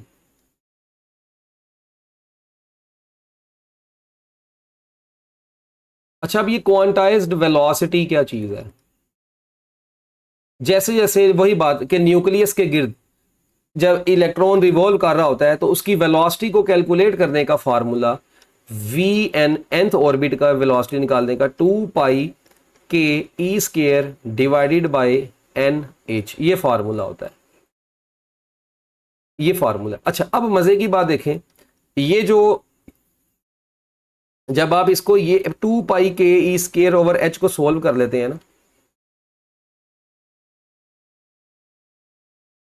इसको इतने से इसे को 2 पाई के ई स्क्वायर ओवर एच को सोल्व करते हैं तो 2.19 इंटू 10 रेज टू पावर 6 आता है। नीचे यहां पे एन रहने दें और यूनिट में आंसर में मीटर पर सेकंड आएगा। इसका मतलब ये हुआ, अब देखें, और यहां पे एक चीज हमें नजर आ रही है कि वेलोसिटी का एन के साथ क्या रिलेशन है? इनवर्स रिलेशन है। इसका मतलब है in moving from low to high shell velocity decreases. इसका मतलब है जैसे जैसे हम हाई शेल की तरफ जाते हैं वेलोसिटी डिक्रीज करती जाती है। अब फॉर एग्जांपल मैं आपसे कहता हूं, अच्छा इसको मैं रफली फिर मतलब ऐसे भी तो लिख सकता हूं ना, पहले ऑर्बिट की वेलोसिटी डिवाइडेड बाय एन। तो किसी भी ऑर्बिट की वेलोसिटी निकालनी है तो आप पहले वाले ऑर्बिट की वेलोसिटी को उस ऑर्बिट से डिवाइड कर दें। फॉर एग्जांपल मैं आपसे कहता हूं जी मैंने वेलोसिटी निकालनी है तीसरे ऑर्बिट में, इलेक्ट्रॉन जब तीसरे ऑर्बिट में, find the velocity of the electron, velocity of electron in केड़ा ऑर्बिट बच्चों? Third orbit. थर्ड ऑर्बिट में वेलोसिटी ऑफ इलेक्ट्रॉन कितनी होगी? तो हम थर्ड ऑर्बिट के लिए क्या काम करेंगे? पहले ऑर्बिट की वेलोसिटी को 3 से डिवाइड कर देंगे। तो 2.19 इंटू 10 रेज टू पावर 6 को जब आप डिवाइड करते हैं 3 से तो आपके पास कितना आंसर आता है? देखें, हम इसको 10 की पावर 5 अगर करें तो ये बेसिकली कितना बन जाएगा? ये बन जाएगा 21.9 ज़रब 10 की पावर 5 डिवाइडेड बाय 3। देखें ऐसे हो सकता है ना। मैंने क्या काम कर दिया, मैंने इस चीज को 21 इशारिया, ओ यार किधर गया, सारा ही पंगा पड़ गया। अच्छा, 21.9 ज़रब 10 की पावर 5 लिख दिया। अब 21.9 यानी 22, सादा जुबान में 21.9 को क्या बोल देंगे? 22। अब 22 को आप 3 पे डिवाइड करेंगे तो देखें 21 से बड़ा ही आंसर आएगा। क्या ख्याल है? तो हम इसको राउंड अबाउट करके कह देते हैं कि भाई सॉरी 21 कह रहा हूं, 7। देखें 7 ज़रब 3 कितना होता है? 21। इसका मतलब है ये 21.9 है, यानी कि इसको मैं 22 ज़रब 10 की पावर 5 डिवाइडेड बाय 3 कंसीडर कर लेता हूं। तो अब जब इसको राउंड ऑफ करेंगे तो तकरीबन ये 21 इशारिया समथिंग आएगा। तो हम इसको सॉरी 21 फिर कह रहा हूँ 7 इशारिया समथिंग आएगा। तो हम इसको फिर तकरीबन 7 इशारिया समथिंग ही लिख लेंगे, मगर हम इसको राउंड अबाउट करके लिख देते हैं 7 into 10 raise to power 5 metre per second. ठीक हो गया। ये हमारे पास इस तरीके से बच्चों थर्ड ऑर्बिट की वेलोसिटी आ गई। इसी तरह आप किसी भी ऑर्बिट में इलेक्ट्रॉन की वेलोसिटी को इस फार्मूले की मदद से कैलकुलेट कर सकते हैं। क्या ख्याल है? ठीक हो गया। अब इसी तरह अगर मैं आपसे कहता हूं यार अच्छा देखें, अगर तो मैं पहले ऑर्बिट की बात करता हूं तो पहले ऑर्बिट के लिए क्या आएगा? पहले ऑर्बिट के लिए आएगा V1। पहले ऑर्बिट के लिए कितना है? V1। अच्छा, दूसरे ऑर्बिट के लिए है कितना? V1 ओवर 2, फिर है V1 ओवर 3, फिर है V1 ओवर 4, फिर है V1 over 5, V1 over 6, V1 over 7 and so on. बस बहुत है यार। अच्छा, अब हम पहली 5 इनकी याद कर लेते हैं। देखिए पहली तो जो है वो कितनी है? 2.19 इंटू 10 रेज टू पावर 6। ठीक है। अच्छा, दूसरी जो है वो कितनी होगी? वो 2.19 को जब आप 2 पे डिवाइड करते हैं तो तकरीबन 1 पॉइंट समथिंग बचता है, 1.09 इंटू 10 रेज टू पावर 6। अच्छा, जब 3 पे डिवाइड करते हैं तो मैंने बताया था कि आप क्या काम करें, आप इसको 21.9 ज़रब 10 की पावर 5 डिवाइडेड बाय 3 कर लें। तो अब जो आपके पास आंसर आया था वो राउंड अबाउट कितना 7 आया था, मगर 7 से थोड़ा सा ज़्यादा 7.3 आता है इंटू 10⁵5। अब वहाँ पे आप तो एग्जैक्ट कैलकुलेशन नहीं कर सकते ना। इसी तरह जब आप इसको 4 से डिवाइड करेंगे, यानी 22 को 4 पे डिवाइड करेंगे, तो वो तकरीबन 5.5 इंटू 10⁵5 बन जाएगा। और जब आप इसको 7 पे डिवाइड करेंगे तो 4.4 इंटू 10⁵, सॉरी किधर गया,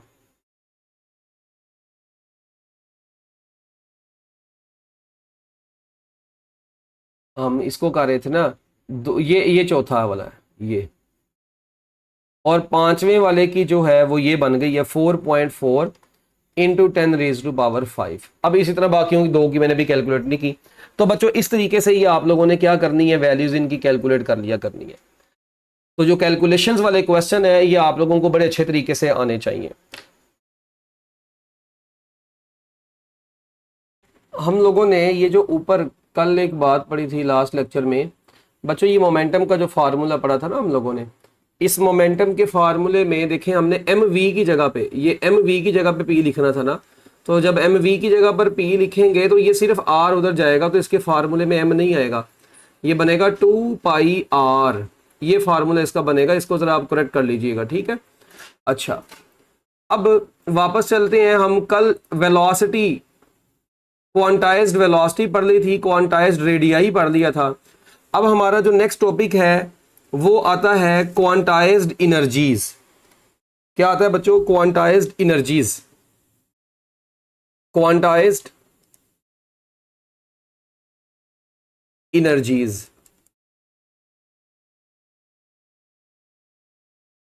एनर्जीज कैसे जो है वो क्वांटाइज्ड रहती हैं।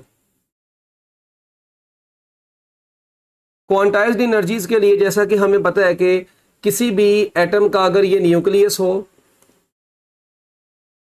ये किसी भी एटम का बच्चों क्या है, न्यूक्लियस है, और न्यूक्लियस के करीब हम ये एक पहला शेल बनाते हैं। तो अब न्यूक्लियस में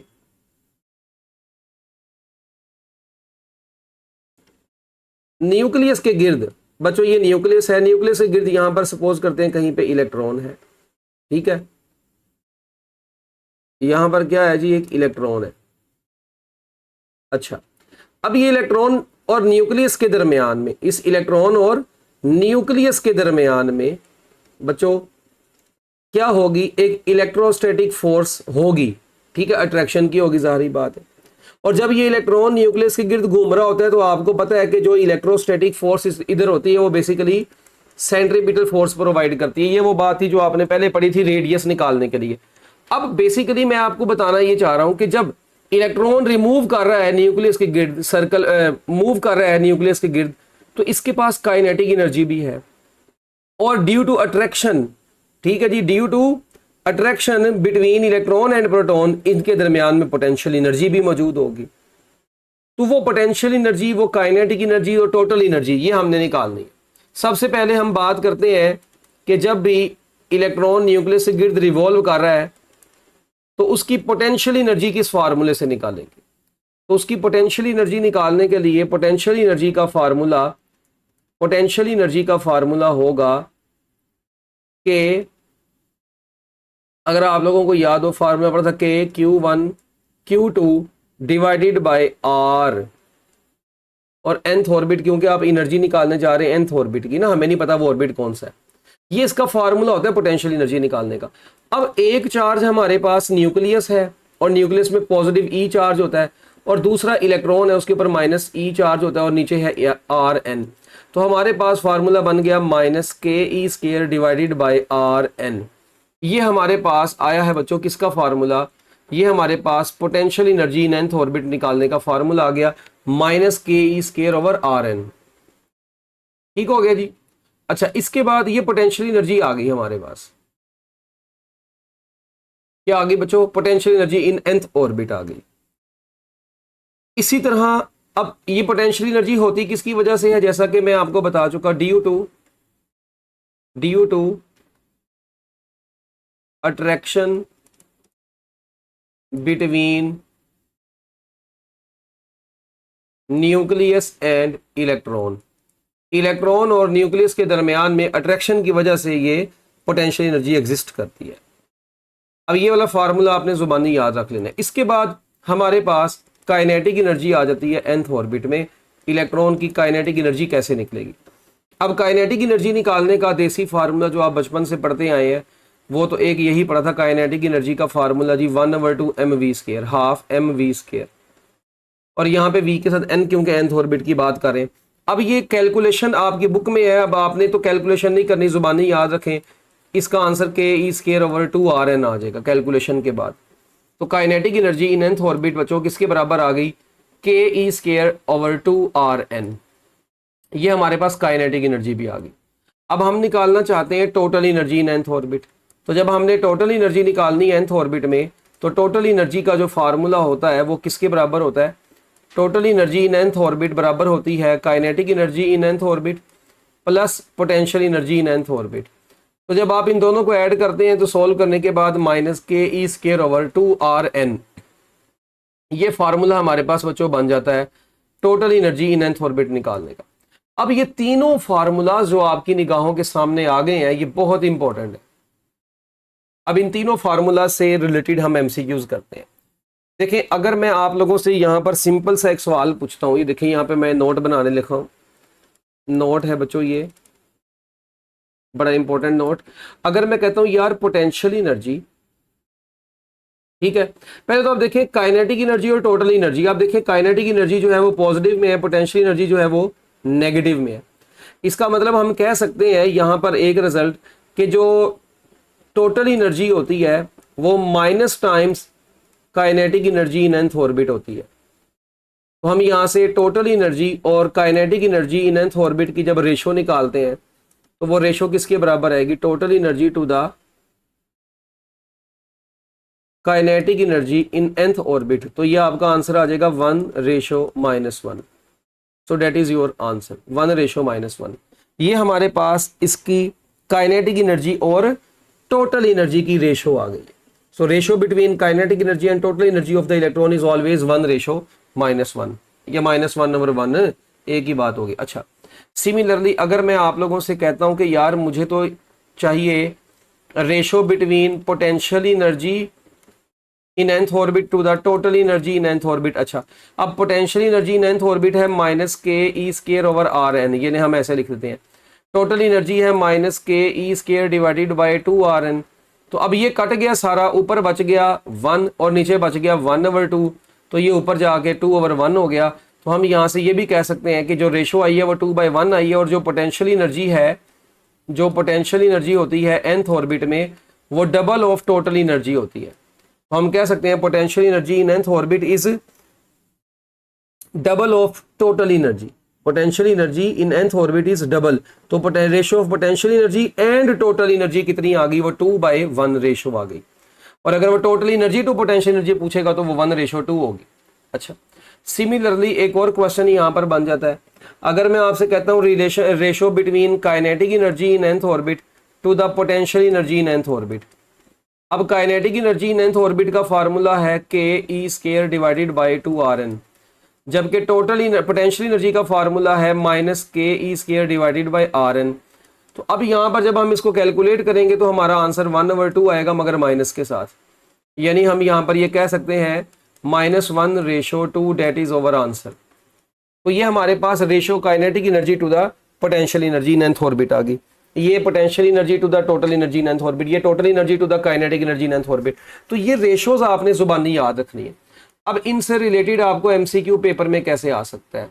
देखिए एक तो आपसे बच्चों इस टाइप का एमसीक्यू पूछा जा सकता है। मैं कहता हूं एक इलेक्ट्रॉन है, उसकी nth ऑर्बिट में एनर्जी है 10 इलेक्ट्रॉन वोल्ट, बताएं उसी ऑर्बिट में उसकी पोटेंशियल एनर्जी कितनी होगी? तो अब देखें पोटेंशियल एनर्जी, ये वाला फार्मूला यूज होगा। Potential energy in nth orbit is double of total energy in nth orbit. तो बच्चों टोटल एनर्जी आपको दी है 10 इलेक्ट्रॉन वोल्ट। तो जब आप 10 इलेक्ट्रॉन वोल्ट को 2 से मल्टीप्लाई करवा लेंगे your answer will be 20 electron volt. तो इस टाइप के जो एमसीक्यूज होते हैं ऐसे छोटे छोटे, ये आप लोगों को अच्छे तरीके से आने चाहिए।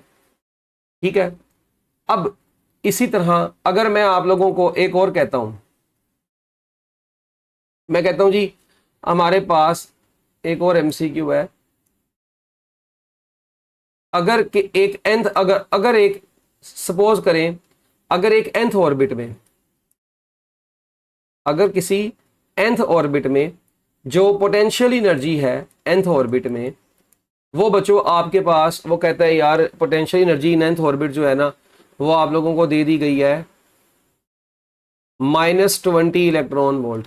तो कहता है बताएं उस ऑर्बिट में काइनेटिक एनर्जी कितनी होगी। अब देखें, अब हमें फार्मूला पता है कि काइनेटिक एनर्जी,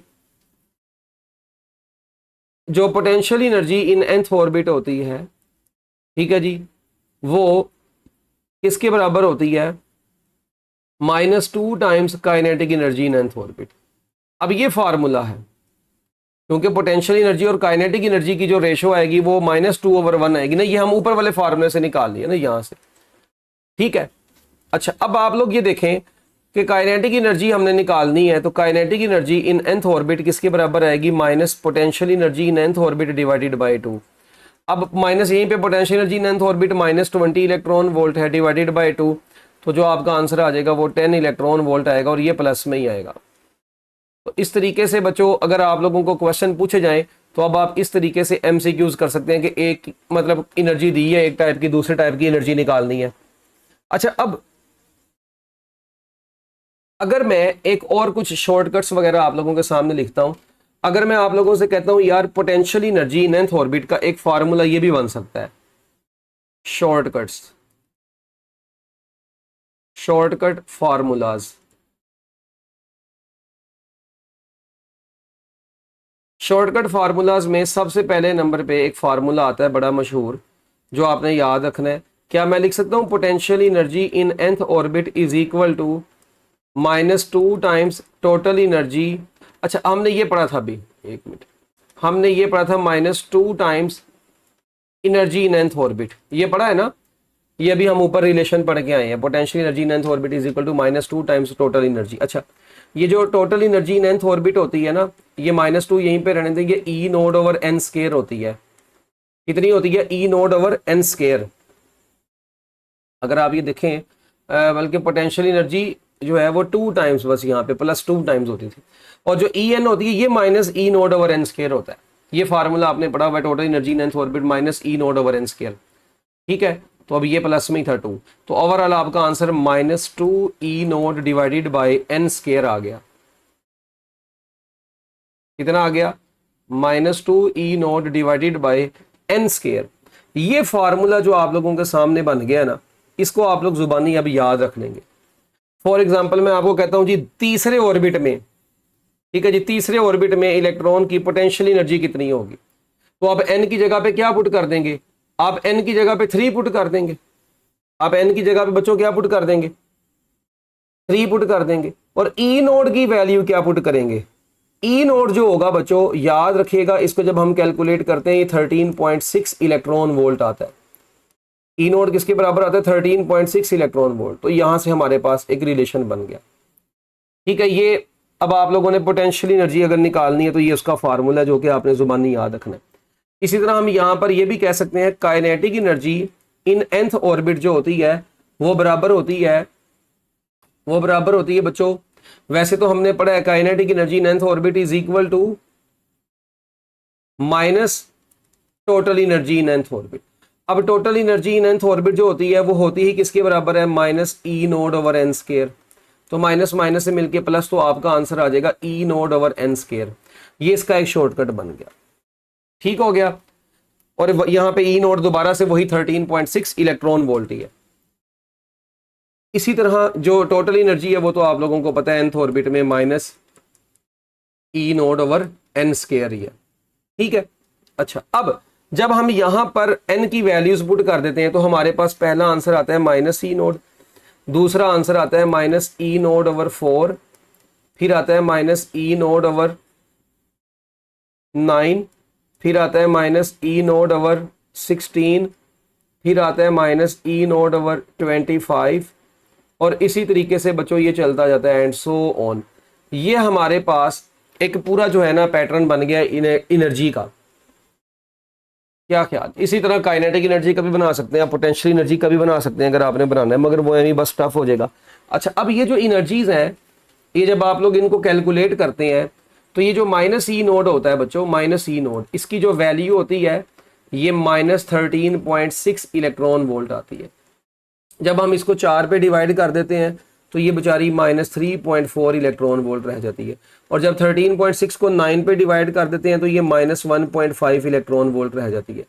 जब 16 पे डिवाइड कर देते हैं तो -0.85 इलेक्ट्रॉन वोल्ट रह जाती है, और जब 25 पे डिवाइड कर देते हैं -0.54 इलेक्ट्रॉन वोल्ट रह जाती है।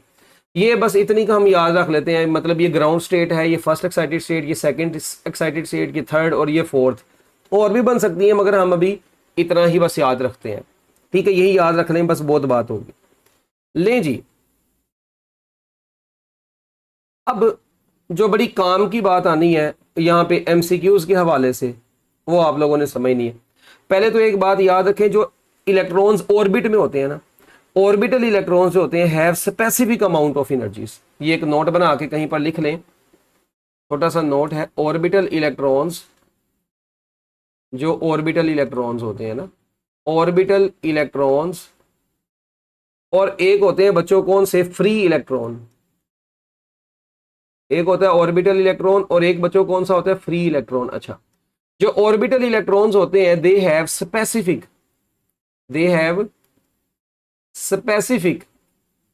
एनर्जीज, इनकी स्पेसिफिक एनर्जीज होती हैं, क्योंकि हर ऑर्बिट की अपनी एनर्जी होती है ना, तो orbital electrons have specific amount of energy. जबकि जो बेचारा फ्री इलेक्ट्रॉन होता है, free electron can have any amount of energy, can have any amount of energy, कहता है ये किसी भी एनर्जी का हो सकता। तो ये दो एमसीक्यूज के हवाले से बच्चों बात थी। बाकी वही आपको बताया कि किसी भी शेल में जो इलेक्ट्रॉन की पोटेंशियल एनर्जी है वो टोटल एनर्जी से 2 गुना होती है। देखें, पोटेंशियल एनर्जी टोटल एनर्जी से 2 गुना होती है। काइनेटिक एनर्जी टोटल एनर्जी का नेगेटिव होती है, ठीक है, और जो टोटल एनर्जी होती है वो तो ग्राउंड स्टेट वाली energy divided by N square के बराबर होती है। तो ये आप लोगों ने छोटी मोटी बातें हैं जो कि क्या करनी है, याद करनी है एमसीक्यूज में, ठीक हो गया। अच्छा, इसके बाद ना बच्चों आयोनाइजेशन एनर्जी का एक टॉपिक आता है छोटा सा। आयोनाइजेशन एनर्जी क्या होती है, energy required to remove the electron from an atom is called ionisation energy. क्या ख्याल है? और हम इसको ये भी कहते हैं कि ये बेसिकली जब किसी इलेक्ट्रॉन को ग्राउंड स्टेट से उठा के इनफाइनाइट स्टेट में लेके जाने के लिए जो एनर्जी रिक्वायर होती है उसको आयोनाइजेशन एनर्जी बोलते हैं। और जो आयोनाइजेशन एनर्जी ऑफ इलेक्ट्रॉन होती है, याद रखिएगा, आयोनाइजेशन एनर्जी ये पॉजिटिव में होती है, और ये आयोनाइजेशन एनर्जी किसके बराबर होती है, ये बराबर होती है E naught divided by N square. इसके बराबर होती है E naught divided by N square, या इसको हम 13.6 electron volt divided by N square बोलते हैं, ठीक है। ये आयोनाइजेशन एनर्जी होगी। अब अगर मैं आप लोगों से यहीं पर एक एमसीक्यू पूछ लेता हूं कि यार बताएं ionisation energy of the electron in M shell, M shell में इलेक्ट्रॉन की आयोनाइजेशन एनर्जी कितनी होगी। अब के एल एम, अब हमें पता है एम शेल के लिए एन की वैल्यू कितनी होती है बच्चों, 3 होती है। तो जब आप यहाँ पे एन की जगह पे तो 3 पुट कर देंगे, 13.6 इलेक्ट्रॉन वोल्ट डिवाइडेड बाय 3 का स्क्वायर। तो जब आप इसको कैलकुलेट करते हैं 13.6 इलेक्ट्रॉन वोल्ट डिवाइडेड बाय 9। अब 13.6 इलेक्ट्रॉन वोल्ट डिवाइडेड बाय 9, ये मैं आपको ऊपर भी बता के आया हूँ, ये तो ये बराबर आता है 1.5 इलेक्ट्रॉन वोल्ट के। तो आयोनाइजेशन एनर्जी जो होगी बच्चों वो 1.5 इलेक्ट्रॉन वोल्ट आ जाएगी। और याद रखिएगा अगर ये एनर्जी आई है, एनर्जी के अंदर से अगर हम ई को रिमूव कर दें, ई को क्या कर दें, रिमूव कर दें, तो हमारे पास बच्चों क्या बचेगा, आयोनाइजेशन पोटेंशियल बचेगा। तो आयोनाइजेशन पोटेंशियल कौन सा होता है, the potential through which an external electron needed to be accelerated so that on collision with bounded electron, ठीक है। यानी वही आयोनाइजेशन करने के लिए जो हमें पोटेंशियल चाहिए होता है इलेक्ट्रॉन्स को एक्सेलरेट करवाने के लिए, उस पोटेंशियल को आयोनाइजेशन पोटेंशियल बोलते हैं। तो याद रखिएगा जो आयोनाइजेशन पोटेंशियल होता है, जो आयोनाइजेशन पोटेंशियल होता है बच्चों, ये किसके बराबर होता है, अगर हम आयोनाइजेशन एनर्जी को या ई उसमें से रिमूव कर दें या उसको ई से डिवाइड कर दें, एक ही बात है ना, ई को रिमूव कर दो या ई उसमें से उसको ई से क्या कर दो, डिवाइड कर दो। तो बच्चों ये हमारे पास आयोनाइजेशन पोटेंशियल का फार्मूला बन जाएगा, ठीक हो गया जी। अच्छा, इसी तरह एक्साइटेशन एनर्जी होती है। एक्साइटेशन एनर्जी क्या होती है? जब भी इलेक्ट्रॉन्स को एक्साइट करवाना हो, एक्साइटेशन एनर्जी होती है कि आप उसको लो एनर्जी ऑर्बिट से उठा के हाई एनर्जी ऑर्बिट में लेके जा रहे हैं, तो उसकी जो फाइनल एनर्जी है उसको अगर आप माइनस कर दें इनिशियल एनर्जी में से, तो ये जो डिफरेंस आता है ये एक्साइटेशन एनर्जी का डिफरेंस आता है हमारे पास। ठीक है जी। तो minimum energy required to excite an atom is called excitation energy. ठीक है, इसको हम एक्साइटेशन एनर्जी बोलते हैं जब आप किसी भी इलेक्ट्रॉन को किसी इनिशियल स्टेट से फाइनल स्टेट पर लेके जा रहे हैं, और इसका जो वही पोटेंशियल निकालना होगा तो उसको ई से डिवाइड कर देंगे। ठीक हो गया। अच्छा, ये तो बच्चों वो बातें थी जो कि आप लोगों ने जनरल पढ़ी हुई है। फिर एक बात और याद रखें कि इन ionization energy in infinite orbit कितनी होगी, तो याद रखिएगा if N approaches to undefined then E ionization is equal to zero. उसकी क्या वजह है? उसकी वजह आप लोगों के सामने है कि जब आप एन की जगह पे इन्फिनिटी पुट करेंगे तो समथिंग ओवर इन्फिनिटी क्या हो जाएगी? जीरो हो जाएगी। तो याद रखिएगा इनफाइनाइट ऑर्बिट में आयोनाइजेशन एनर्जी क्या होती है? जीरो होती है। अच्छा, और पोटेंशियल भी सारी बात है, फिर वो कितना हो जाएगा? वो ई से जब आप उसको डिवाइड कर देंगे जीरो को।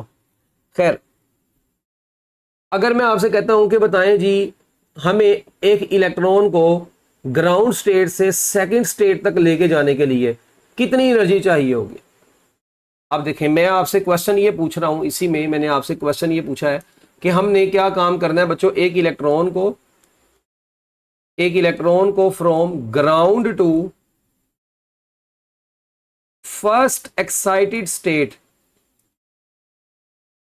लेके जाने के लिए कितनी एनर्जी चाहिए होगी? Excitation energy. अब देखें, इस केस में हमें एक्साइटेशन एनर्जी निकालने के लिए अब हमने लेके इसको 2 में जाना है, लेके कहां से जाना है? पहले वाले से। ठीक है, तो ये एक्साइटेशन एनर्जी। अब E2 कितना होता है?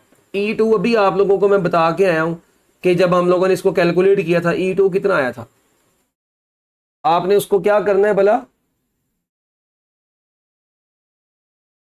हाँ जी,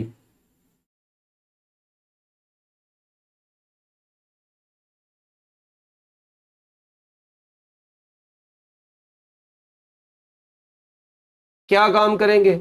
सेकंड स्टेट की एनर्जी कितनी थी? देखें, -3.4 electron volt, -3.4 electron volt minus, और पहले वाली है -13.6 इलेक्ट्रॉन वोल्ट।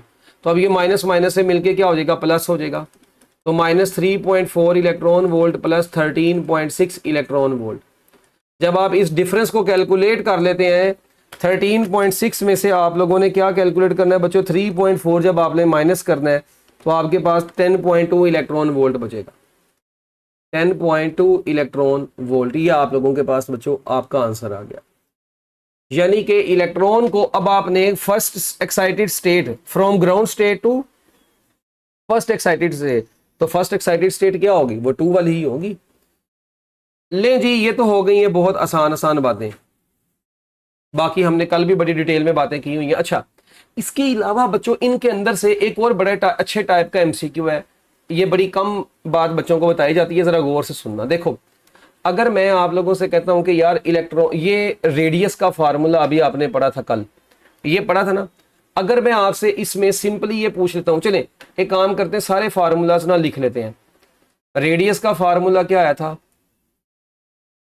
अगर हम इसको समरी के तौर पे लिखना चाहें, समरी ऑफ द फार्मूलाज,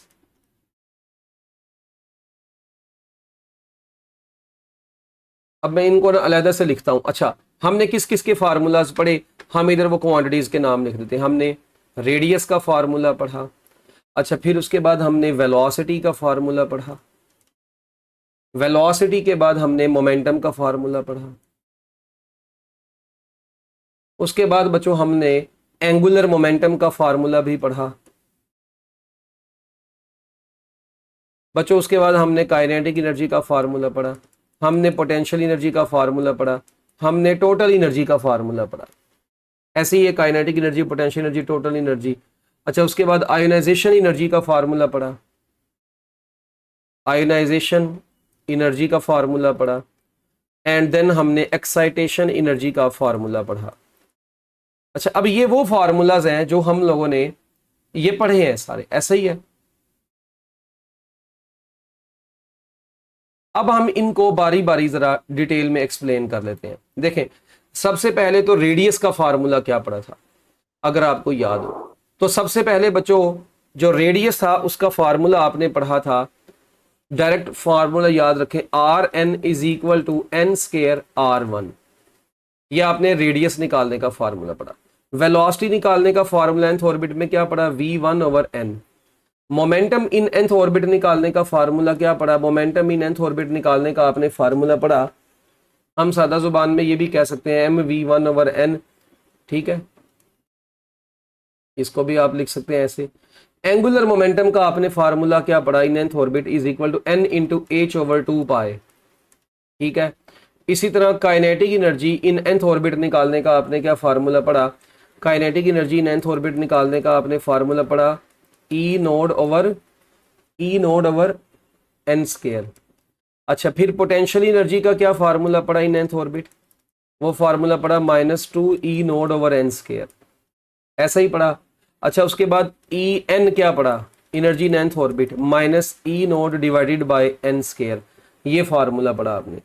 अच्छा, उसके बाद आयोनाइजेशन एनर्जी, तो आयोनाइजेशन एनर्जी में ये प्लस हो जाएगी, तो आयोनाइजेशन एनर्जी जो होगी वो E node over N square होगी, बस positive E node over N square होगी। और उसके बाद जब आपने एक्साइटेशन एनर्जी का फार्मूला पढ़ा तो एनर्जी एक्साइटेशन जो थी वो बराबर थी high energy orbit minus low energy orbit. ये तो ये आपने फार्मूलाज बच्चों पढ़े थे। अब इन फार्मूलाज में अगर अब आप थोड़ा सा गौर से देखें तो याद रखिएगा बच्चों, अब इन फार्मूलाज की जो आपको बात बताने जा रहा हूं ये बड़ी ही इंपॉर्टेंट है। इन तमाम फार्मूलाज का जो प्रिंसिपल क्वांटम नंबर है n, उसके साथ एक रिलेशन है। अगर आप गौर से देखें, अगर आप गौर से देखें तो n के साथ इनका सबका एक रिलेशन है। सब में देखें n n आ रहा है। n से n क्या है, यानी कि जब कोई इलेक्ट्रॉन हाई ऑर्बिट से लो ऑर्बिट में जाता है, अच्छा, या लो टू हाई जाता है, अगर कोई इलेक्ट्रॉन, पहले तो देखें n के साथ क्या रिलेशन है। अगर कोई इलेक्ट्रॉन जंप करता है लो से हाई की तरफ, यानी n अगर इंक्रीज हो, अगर n क्या हो, इंक्रीज हो, हम यहां पे दो केस बनाते हैं ना। एक केस में हम लिख देते हैं जी कि अगर ऑर्बिट इंक्रीज करते जा रहे हैं, यानी हम पहले ऑर्बिट से दूसरे, और अगर हम नीचे आ रहे हैं, डिक्रीज कर रही है n की वैल्यू, यानी कि हम इसमें n इंक्रीज तब करेगा, कब करेगा n इंक्रीज, जब हम लो टू हाई ऑर्बिट की तरफ मूव कर रहे हैं। और अगर हम हाई से लो ऑर्बिट की तरफ मूव कर रहे हैं तब क्या होगा, ये दोनों बातें अब हमने पढ़नी है। जब हम लो टू हाई और हाई टू लो आ रहे हैं, अच्छा, जब हम लो टू हाई जा रहे हैं इसका मतलब n इंक्रीज कर रहा है। जब n ने इंक्रीज करना है तो इससे क्या मुराद है, n के इंक्रीज करने से हमें साफ पता चल रहा है कि रेडियस भी क्या करेगा, उस ऑर्बिट का इंक्रीज कर देगा। इसका मतलब है कि n के इंक्रीज करने से ये ओवरऑल क्या कर रहा है, इंक्रीज कर रहा है, जबकि n के डिक्रीज करने से ये क्या कर जाएगा, डिक्रीज कर जाएगा। एक बात तो डन होगी। अच्छा, इसी तरह अगर अब आप गौर से देखें यहाँ पे वेलोसिटी का n के साथ इनवर्स रिलेशन है, तो n के इंक्रीज करने से वेलोसिटी क्या करेगी, डिक्रीज करेगी, जबकि यहाँ पे n के डिक्रीज करने से वेलोसिटी क्या कर जाएगी, इंक्रीज कर जाएगी। इसी तरह मोमेंटम भी, वेलोसिटी क्योंकि डिक्रीज कर रही है तो मोमेंटम भी क्या कर जाएगा, डिक्रीज कर जाएगा, और इधर मोमेंटम इंक्रीज कर जाएगा। अच्छा, इधर भी सेम ऐसे ही, n के इंक्रीज करने से, देखें n के इंक्रीज करने से एंगुलर मोमेंटम इंक्रीज करेगा, और n के डिक्रीज करने से एंगुलर मोमेंटम क्या करेगा, डिक्रीज करेगा। तो जैसे n इंक्रीज करेगा इसका मतलब है एंगुलर मोमेंटम इंक्रीज करेगा, और n डिक्रीज करेगा तो एंगुलर मोमेंटम भी क्या करेगा, डिक्रीज करेगा। ठीक हो गया। इसके बाद kinetic energy, kinetic energy n के इंक्रीज करने से काइनेटिक एनर्जी क्या करती है, डिक्रीज करती है। साफ नजर आ रहा है, इनवर्स स्केयर वाला रिलेशन है, तो डिक्रीज करती है। अच्छा, जबकि n के डिक्रीज करने से काइनेटिक एनर्जी क्या करती है, वो इंक्रीज करती है। क्या करती है, इंक्रीज। इसी तरह पोटेंशियल एनर्जी वाला बड़ा इंपॉर्टेंट है। अच्छा, अब पोटेंशियल एनर्जी वाले में चक्कर क्या है, n के इंक्रीज करने से, n के इंक्रीज करने से पोटेंशियल एनर्जी इंक्रीज करती है, क्योंकि नेगेटिव का साइन है। ये नेगेटिव का साइन इसको डिक्रीज नहीं होने देता। n के इंक्रीज करने से पोटेंशियल एनर्जी क्या करती है, इंक्रीज करती है। और जबकि यहाँ पे क्या करेगी, फिर सारी बात है, यहाँ पे तो डिक्रीज ही करेगी। क्या करेगी बच्चों, डिक्रीज करेगी। ठीक हो गया।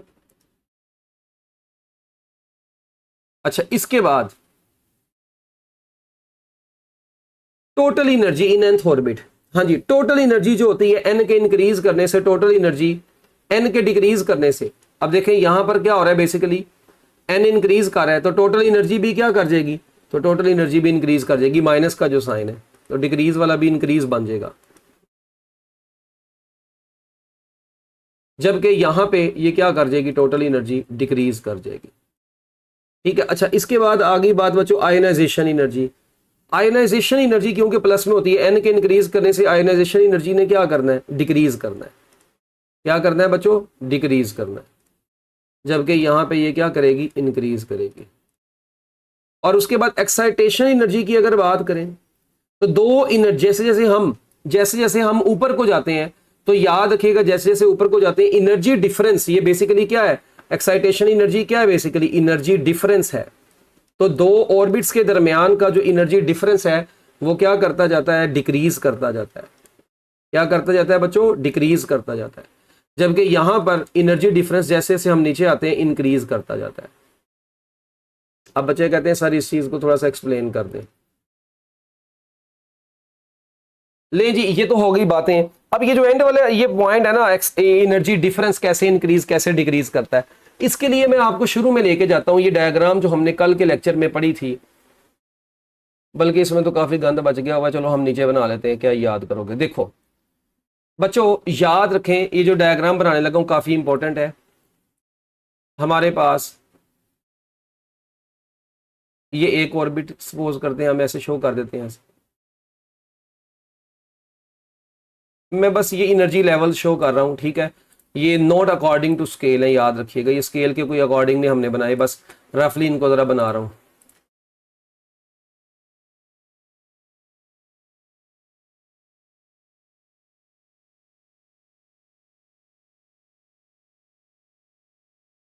अच्छा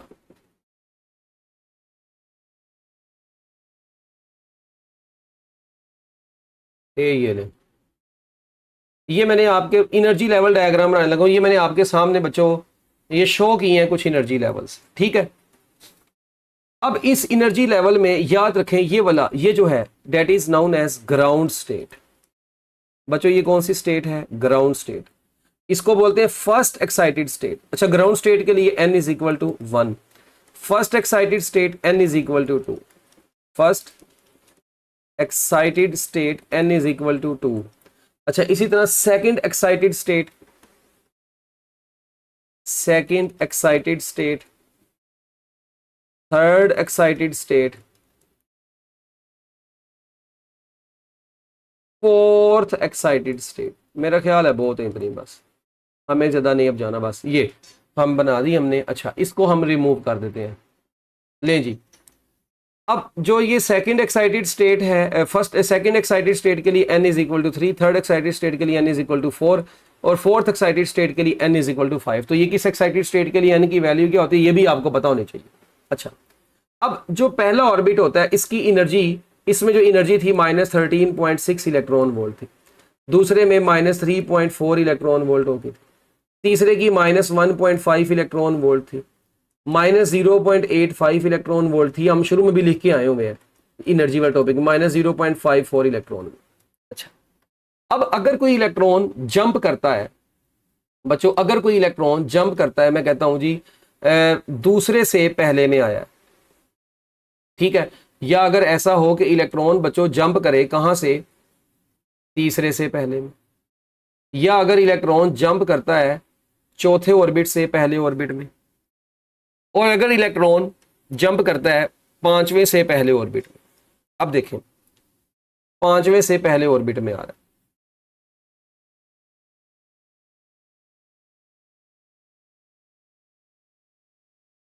ले जी। अगर कोई इलेक्ट्रॉन दूसरे ऑर्बिट से पहले ऑर्बिट में आता है तो ये जो रेडिएशंस रिलीज करेगा इनकी एनर्जी कितनी होगी। तो देखें ये -3.4 इलेक्ट्रॉन वोल्ट है हाई, -13.6 इलेक्ट्रॉन वोल्ट, यानी ये देखें ये बन जाएगा -3.4 -13.6। तो जब आप इसको कैलकुलेट करते हैं तो आपका जो आंसर आता है वो 10.2 इलेक्ट्रॉन वोल्ट आएगा। तो लो जी यहां पर आपके पास 10.2 इलेक्ट्रॉन वोल्ट आएंगे। इसी तरह जब आप इसको कैलकुलेट करते हैं ना तो ये 12.1 इलेक्ट्रॉन वोल्ट आएगा। कैलकुलेट करके देख लीजिएगा, ये 12.75 इलेक्ट्रॉन वोल्ट आता है। ठीक है, और ये वाला जो है बच्चों आखिरी वाला, इसको कैसे कैलकुलेट करेंगे भला? वही -0.54 इलेक्ट्रॉन वोल्ट माइनस या प्लस 13.6 इलेक्ट्रॉन वोल्ट। तो देखें, जब 0.54 प्लस 13.6 आप लोग करते हैं, ये आपने जुबानी याद रख लेनी है। तो 13.06 इलेक्ट्रॉन वोल्ट आपके पास आता है। क्या ख्याल है? और अगर हम ई ये जाता है इन्फिनिटी तक, तो ई इन्फिनिटी माइनस ई नॉट, तो वही बच्चों बन जाएगी कितनी के लिए पॉजिटिव 13.6 इलेक्ट्रॉन वोल्ट, और उसी को तो हम क्या बोलते हैं? आयनाइजेशन एनर्जी बोलते हैं। तो अब आप यहाँ पे एक चीज पे गौर करें, जैसे जैसे हम ऊपर जा रहे हैं एन इंक्रीज कर रहा है, एन के इंक्रीज करने से अगर आप लोग देखें, एन के इंक्रीज करने से क्या हो रहा है भला? ये देखें, एन के इंक्रीज करने से ये देखें, ये 10.2 इलेक्ट्रॉन वोल्ट था, ये 12.1 है, ये 12.75 है, 13.6 इलेक्ट्रॉन वोल्ट है। तो एनर्जी डिफरेंस यानी एक्साइटेशन एनर्जी, ये अपना एनर्जी डिफरेंस क्या कर रहा है दो ऑर्बिट्स के दरमियान?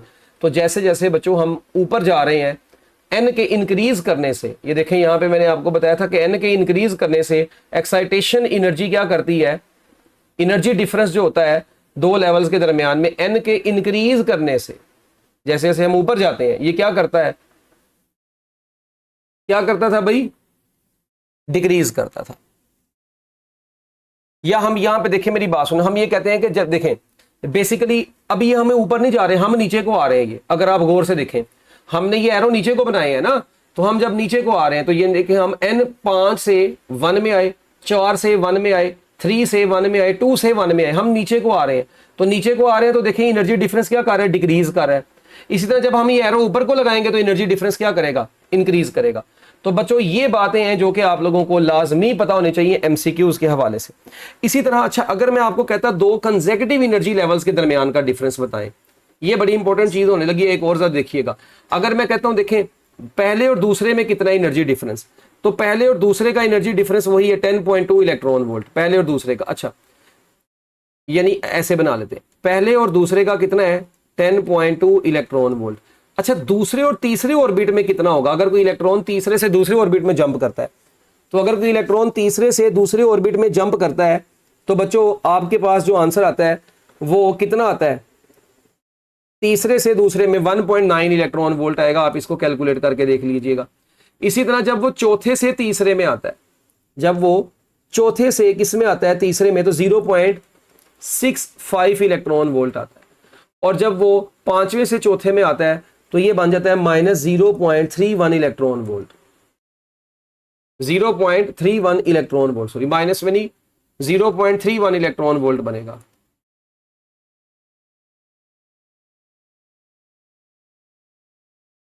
जीरो पॉइंट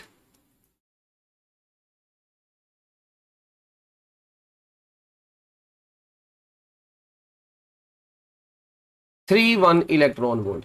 तो अब आप देखें दो डिफरेंस, जो डिफरेंस है एनर्जी डिफरेंस दो कंसेक्यूटिव लेवल्स के दरमियान में, जैसे ऊपर ऊपर जा रहे हैं हम, तो दो कंसेक्यूटिव लेवल्स के दरमियान में जो एनर्जी डिफरेंस है वो भी क्या कर रहा है? डिक्रीज करता जा रहा है।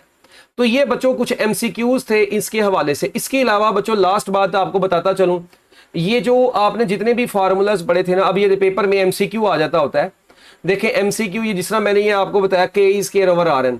अब देखें ये यूनिट, अगर आपसे पूछा जाए यूनिट ऑफ, वैसे तो यूनिट्स का टॉपिक एमडी कैट में नहीं है, मगर यूनिट्स ऑफ K/R/N, तो यूनिट ऑफ K/R/N क्या होगा बच्चों? ये एनर्जी वाला होगा, इज ऑफ एनर्जी।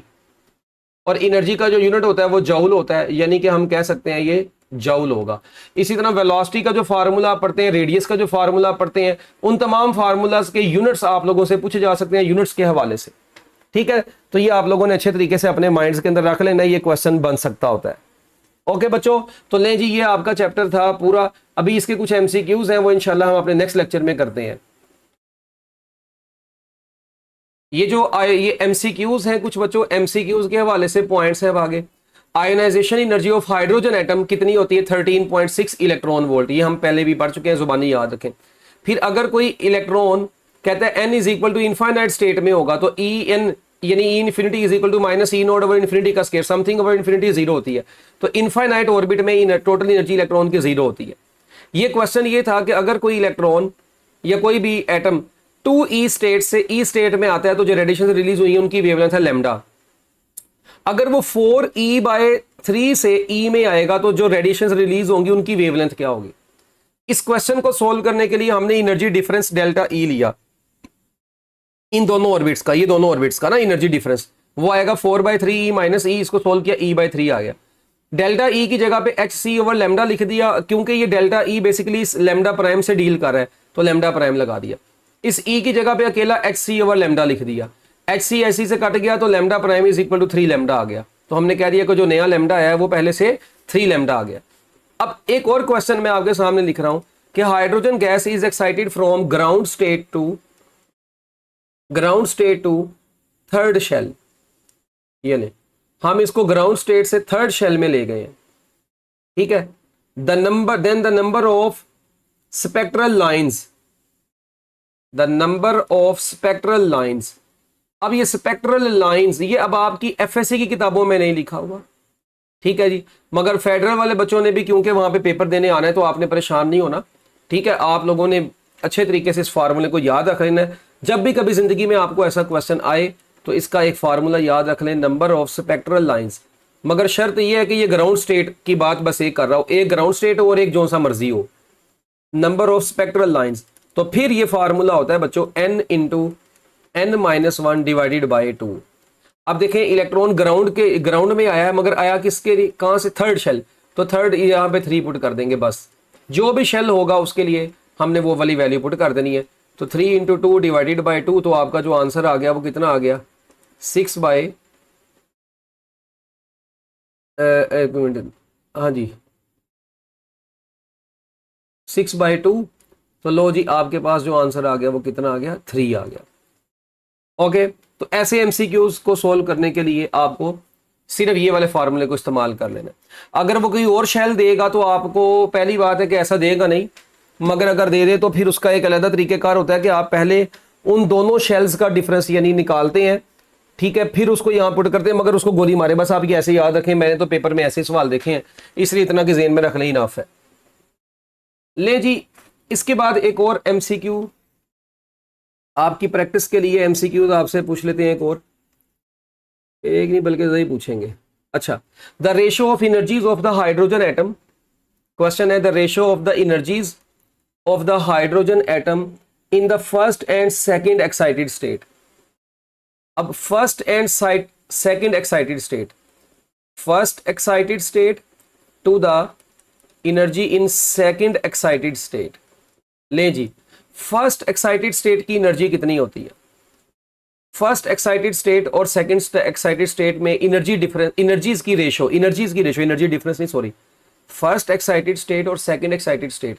पहले तो देखें जो टोटल एनर्जी होती है, टोटल एनर्जी मैग्नीट्यूड की अगर बात करें, उसका n स्क्वायर के साथ इनवर्स रिलेशन होता है। क्या रिलेशन होता है बच्चों, इनवर्स रिलेशन होता है। तो जब इसका इनवर्स रिलेशन है तो यहां पे मामला खत्म होने लगा है। हम E first excited state to E second excited state की जब बात करेंगे तो सेकंड एक्साइटेड स्टेट के लिए n3 होता है और फर्स्ट एक्साइटेड स्टेट के लिए n2 होता है, तो उसका उल्ट यहां पे लगेगा। तो 3 का स्क्वायर 9 और 2 का स्क्वायर 4, तो आपके इस एमसीक्यू का आंसर 9/4 होगा, ठीक है। ये मैं आपको ऊपर बता के आया हूं कि फर्स्ट एक्साइटेड स्टेट के लिए n2 होता है और सेकंड एक्साइटेड स्टेट के लिए n3 होता है, तो ये कंफ्यूज नहीं करना आपने इसको। अच्छा, इसी तरह एक और अगर आप लोगों से एमसीक्यू पूछूं बच्चों मैं,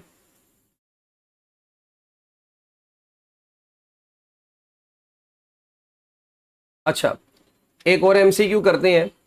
अगर मैं आप लोगों से कहता हूं यार कि by increasing the quantum number, ठीक है, यानी वो जैसे n इंक्रीज कर रहा है, तो energy difference between adjacent levels by increasing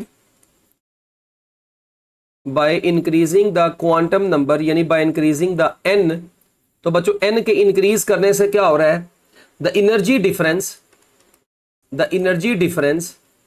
between